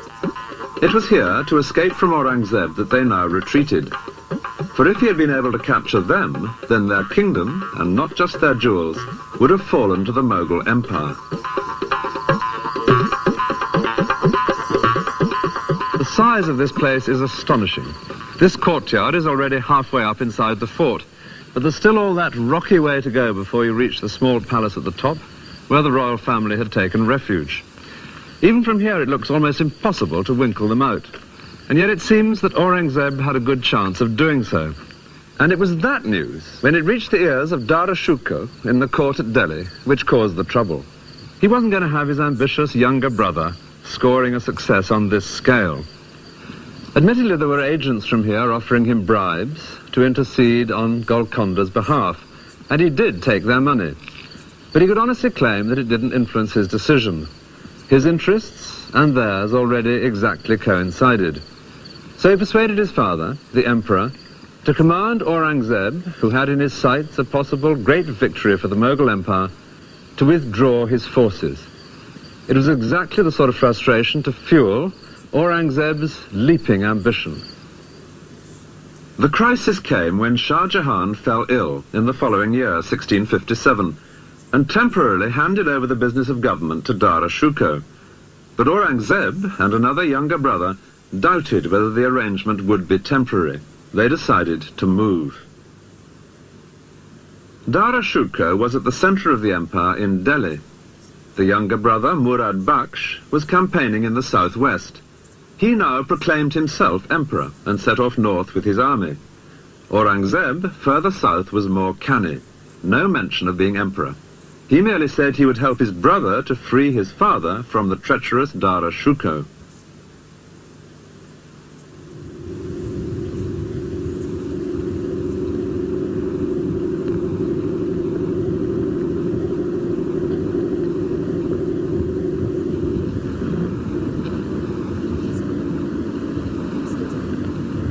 It was on a hot summer's day under a blazing sun that the two armies met on an open, dusty plain south of Agra.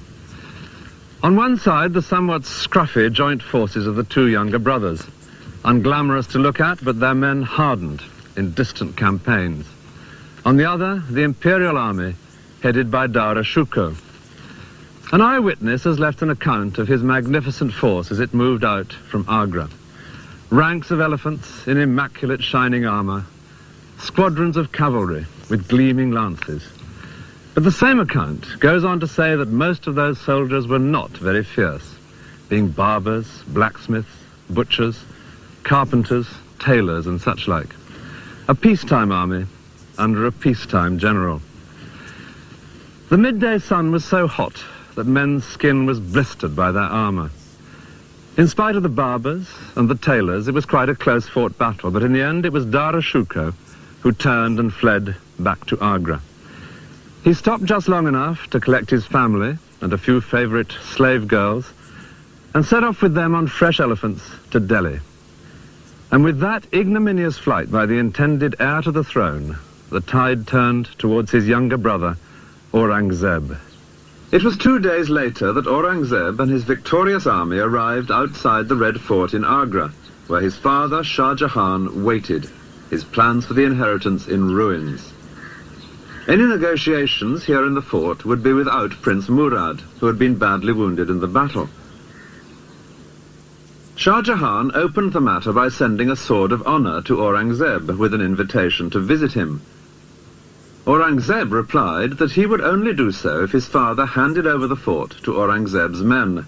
Shah Jahan declined, whereupon Aurangzeb laid siege to his father. Cannon fire didn't achieve much against these great walls.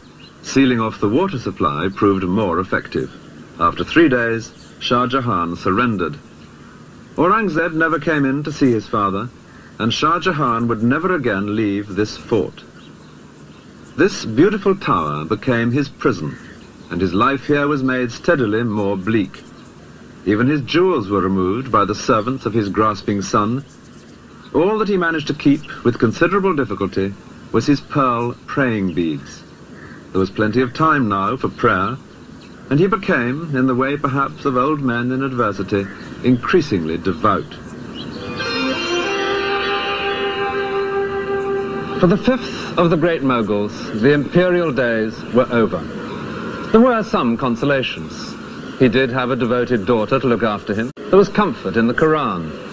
And he was allowed to stay here in his private apartments, with their beautiful view made infinitely more so by the great monument which he himself had created to his wife, and to happier days, when she was alive and their sons were busy only with nursery battles, instead of the fight to the death on which they would now embark.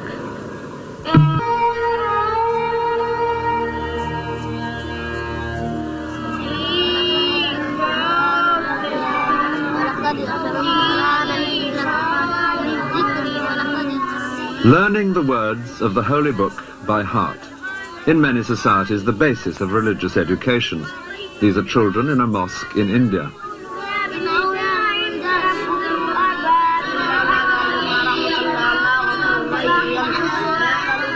This kind of learning is seen as instilling two virtues, knowledge of the Quran and a sense of discipline.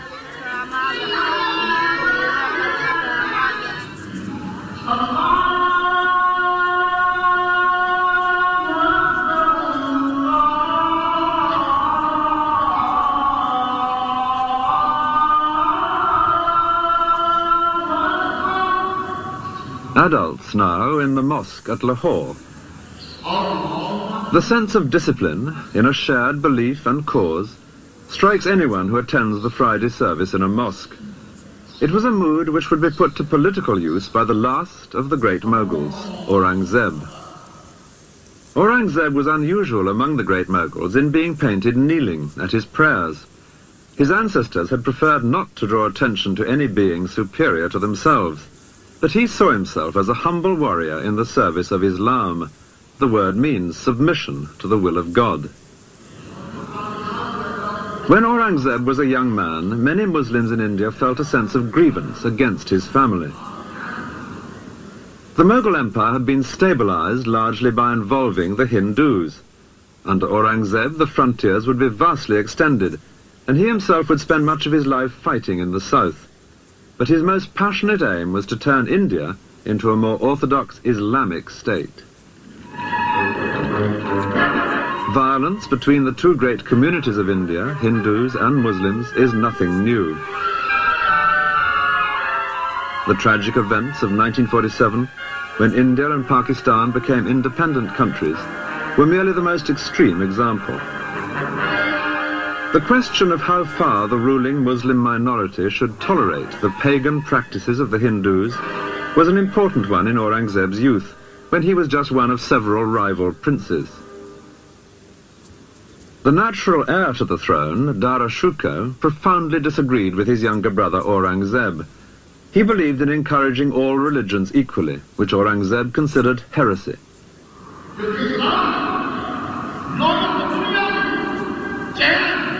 The Quran gives clear guidance. Muslims must allow Jews and Christians to worship freely, but should place restrictions on other religions.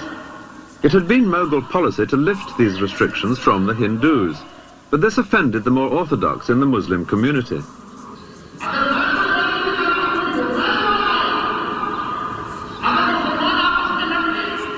It was this indignation, felt by many of the Muslims, which Aurangzeb would use in his struggle for the throne. His family had betrayed the faithful. He would defend the faith. There were 3 people with cause for complaint when Aurangzeb declared himself emperor in 1658. One was his father, Shah Jahan, the rightful emperor, whom Aurangzeb had captured and imprisoned. Another was Dara Shikoh, Shah Jahan's favourite and his intended heir. And then there was a younger brother, Murad Bakhsh, whom Aurangzeb had once proclaimed as the prince who should succeed, instead of the heretic Dara Shukar. When it finally came to a pitched battle, Dara Shukar was defeated by the combined armies of his younger brothers. And from that moment, Aurangzeb, seen here in green, systematically set about removing each of these three living obstacles to his own rule. His immediate concern was his elder brother. Dara Shukar had fled from the battlefield on his elephant. With his father's blessing, he had then ridden fast to seize the imperial treasure. The intention was to buy himself another army with which to fight Aurangzeb. The first stop was Shah Jahan's new fort at Delhi. Here there was great wealth, but Aurangzeb was hard on his heels. The same thing in Lahore. Again, vast treasure. Again, no time to transform it into trained soldiers. After 6 months in remote places, Dara Shukar did at last return with an army, and the two rivals confronted each other in the hills surrounding the town of Ajmer, some 300 miles south of Lahore. These marble pavilions by the lake at Ajmer were built for Shah Jahan, two of whose sons were now fighting their final battle a few miles away. And on the day of that battle, there could be seen here a strange assembly of elephants, women and children, eunuchs, all nervously waiting. They were Dara Shukar's harem with the remains of his treasure. They were ready to set off at a moment's notice because he told them that if he lost the battle, he would join them here so that they could flee together into the desert to escape his murderous brother. Well, he did lose the battle, and in the chaos he managed to miss even this vital rendezvous. The women and the eunuchs waited here as long as they could, and then fled without him. Miraculously, they managed to join up with him a few weeks later, but ahead lay an ultimate betrayal. Shah Jahan had sentenced a local ruler to be trampled to death by elephants, and Dara Shukar had saved the man's life, pleading the special influence of a favourite son to ask for pardon. Now surely was the time to call in old debts. Dara and his family arrived in the man's territory. For a few days, they were royally entertained. And then, most treacherously, Dara Shukar and his 15-year-old son were seized. The ruler had decided where his best advantage lay. An elephant set off north with a closed howdah, bearing Dara Shukar and his young son as prisoners. Their destination, Delhi and Aurangzeb. Today's old town in Delhi was then new. It had been recently built, close to the Red Fort by Shah Jahan. It was here that Aurangzeb now organized a charade to humiliate his elder brother. It very nearly misfired. At this sort of height above the street, Dara Shukar and his young son were paraded through Old Delhi. They were dressed in rags, smeared with dirt, and seated on a skinny female elephant. The people of Delhi were supposed to jeer, but they didn't. Dara Shukar had been a generous and popular prince. There was resentment at his humiliation, and that gave added urgency to the next stage of Aurangzeb's plan. Learned and holy men play an important part in the legal system of Islam, and Aurangzeb now set up a committee of such people to advise on the fate of his brother, whom he described as the chief of the atheists. The holy men, after due consideration, recommended death. Aurangzeb then let it be known that he himself would have preferred exile for his brother, but he bowed to religious authority, and the deed was soon done.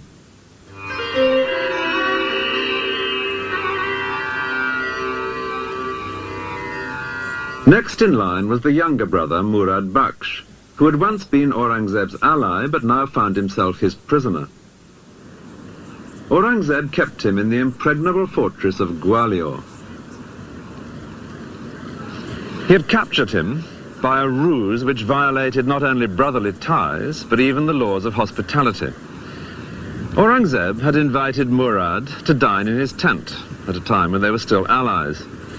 Aurangzeb himself was much too pious a Muslim to touch alcohol, But there was plenty of wine for Murad, and afterwards Aurangzeb suggested a soothing massage from a beautiful slave girl.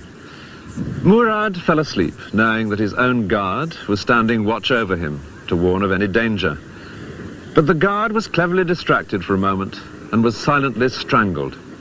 Murad awoke to find himself a prisoner. That same night, 4 elephants set off from Aurangzeb's camp in 4 different directions. Each carried a closed howdah, making it hard for any rescue party to decide which to pursue. The one with Murad Baksh inside delivered him to a succession of prisons, and eventually to the dark security of Gwalior.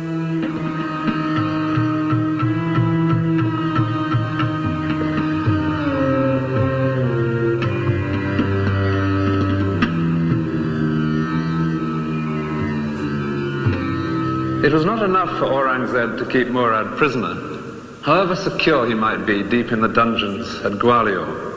He wanted him dead, and he achieved that by a piece of hypocrisy that was typical of the man. Murad had once had a man murdered, and that gave Aurangzeb his chance.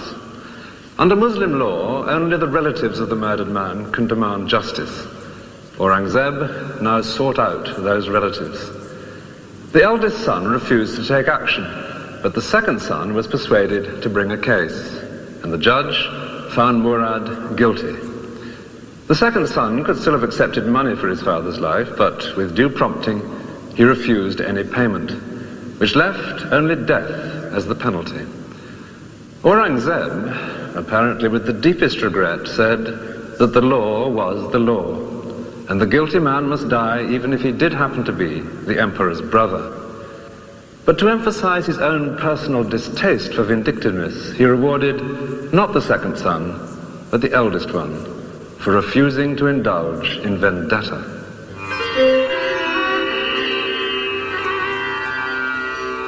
Only one man living could now deny Aurangzeb's claim to the throne, the prisoner in the Red Fort at Agra, Shah Jahan. Even Aurangzeb couldn't kill his father. He left that to time. And after 8 years, the old man died. A boat brought him to his final reunion. For 8 years, he had gazed from his marble cell at his most astonishing creation, and never once been allowed to visit his wife's tomb. Now his body was brought the mile or so down the river from the fort to the Taj, to lie once again beside Mumtaz Mahal, beneath the very center of that superb dome.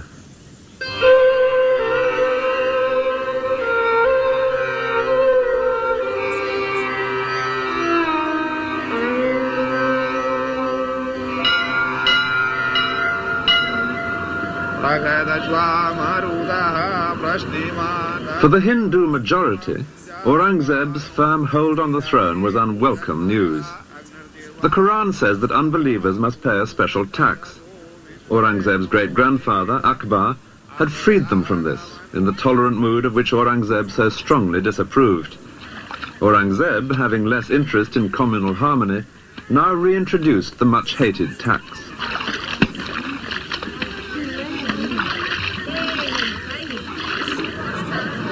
It was in the ancient and powerful Hindu city of Jodhpur that opposition to Aurangzeb first came to a head. Above the marketplace, there towers one of the most spectacular forts of Rajasthan. The family holding this fort had been closely allied with the Mughals ever since the time of Akbar. Now they became restless, and Aurangzeb sent his favorite son, also called Akbar, with a large army to bring this place under control. But the Jodhpur royal family made most tempting proposals to the young prince. His bigoted father, they said, was tearing the empire apart. What India needed was a broad-minded Mughal emperor, like the great Akbar, whose name the prince shared. If their Rajput army, they suggested, were combined with his Mughal army, they could together overthrow his father and place a new Akbar on the throne. The Rajputs were famous fighters. The plot seemed a good one. The prince agreed to join them. For Aurangzeb, it was a most dangerous moment. He happened to be not far away, but he was directing a much smaller force from his red imperial tent. Only the emperor used a red tent, and in effect it's a version in canvas and embroidery of the white marble columns and arches among which he would hold private audience when at home in a palace. This is in the museum in Jodhpur Fort, and is the only one of its kind to have survived. But as Aurangzeb sat in his tent, he was aware that this time he would only be saved by his own genius for deception. He set to work. He knew that his son would not march into battle except on a day approved by his astrologers. Well, naturally, Aurangzeb had spies in his son's camp, and they now bribed the astrologers to look into their charts and to find there that, to be absolutely certain of good luck, a little delay was advisable. That delay gave Aurangzeb time to bring up more troops. Even so, he couldn't match the combined force of his son's army and the Rajputs, but he had another age-old trick up his sleeve. As the opposing armies moved closer, with battle almost certain on the next day, Aurangzeb wrote a letter to his son, congratulating him on the brilliant way in which he had brought such a large Rajput army into the trap which they had together prepared for them. The letter was smuggled into his son's camp, and it was arranged for it to fall into Rajput hands. Overnight, the Rajput army vanished, and when that was discovered, young Akbar fled as well.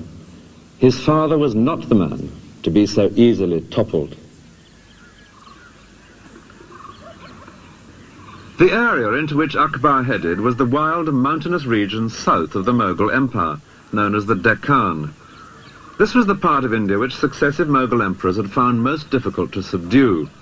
The reason was simple, but not simple enough to deter Aurangzeb.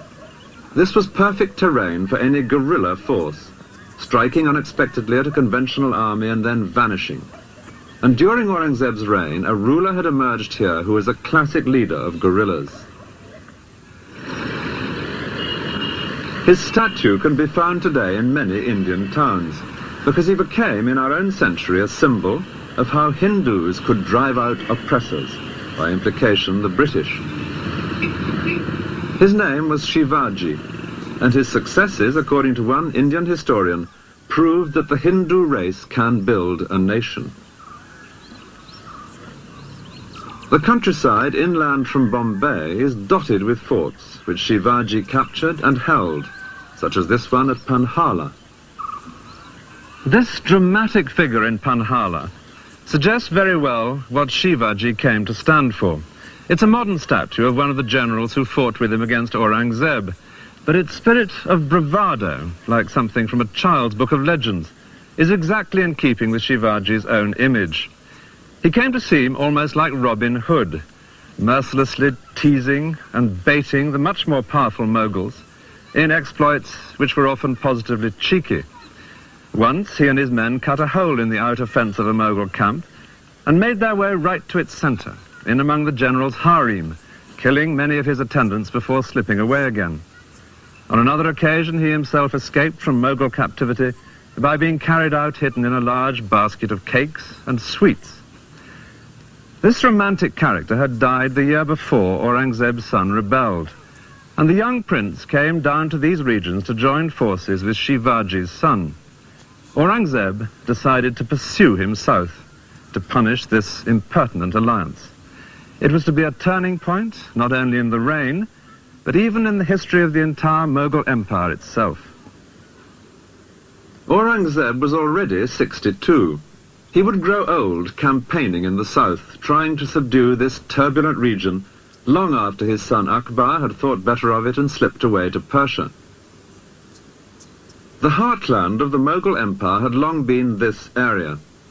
Aurangzeb would add vast territories to the south, and in the last 27 years of his life he never once set foot outside this area, representing a drastic change of policy. With this move south, the centre of gravity of the Mughal Empire shifted. The places connected with Aurangzeb are all down here. Aurangabad, the city named after himself, which he virtually made his capital. The numerous Hindu forts which he constantly tried to wrest from the followers of Shivaji, such as Panhala. And the capital cities of the two great southern Muslim kingdoms which he was determined to conquer, Hyderabad and Bijapur. Both had held out against his ancestors. Both, to his great pride, would fall to him.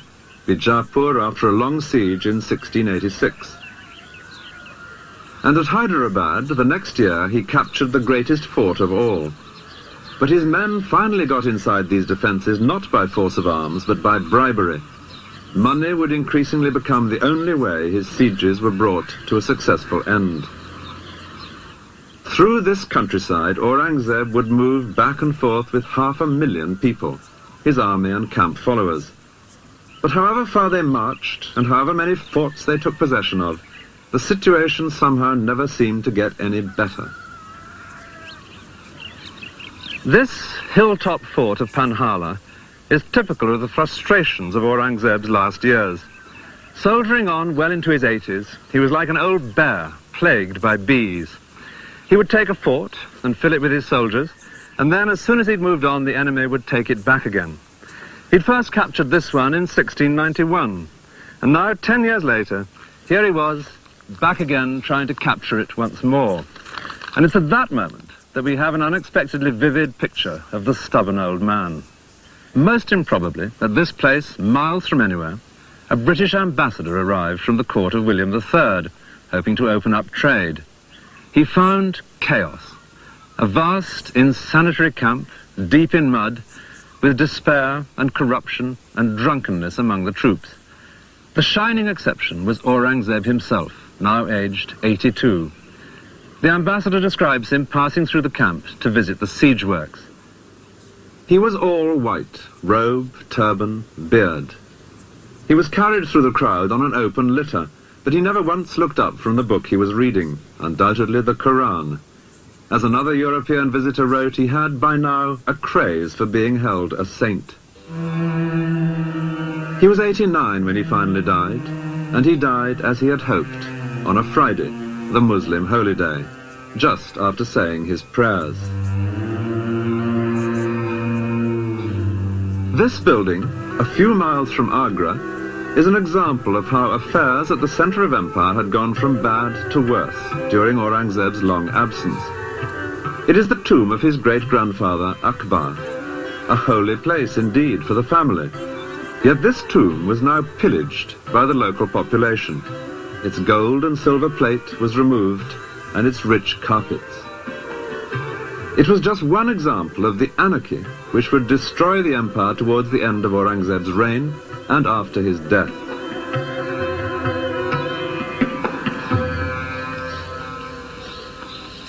Aurangzeb's own grave could hardly provide a greater contrast. It's in the south, 15 miles from Aurangabad, at Kuldabad. No great gateways and gardens and terraces here, just small whitewashed courtyards leading to a flight of 3 steps.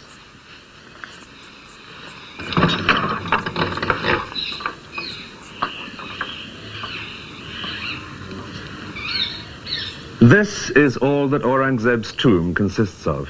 A space the size of a small room and a bare patch of earth open to the sky. Exactly in keeping with what the Quran specifies and with his own image that he had always liked to project, that of a simple Muslim, just one of life's pilgrims. But in another way, this cramped space symbolizes the poverty of mind he had brought to the more generous tradition of his ancestors. With their flamboyant ability to enlist everyone's talents, Hindus and Muslims alike, in their cause, an idea which had once amply justified that resounding phrase, the Great Moguls. This grave fulfills a very precise religious requirement, but it was very different from what India had come to expect of her emperors. The 6th Great Mogul was dead, and the empire dead with him.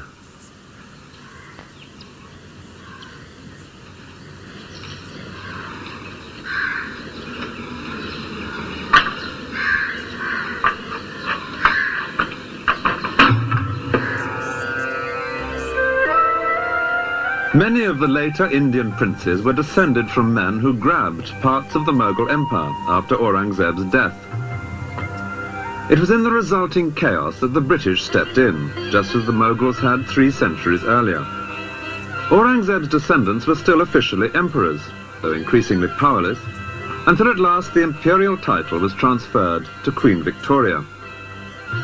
The British Raj certainly had its own moments of splendour, in a tradition of pomp and ceremony which continued right up to the end of empire in 1947.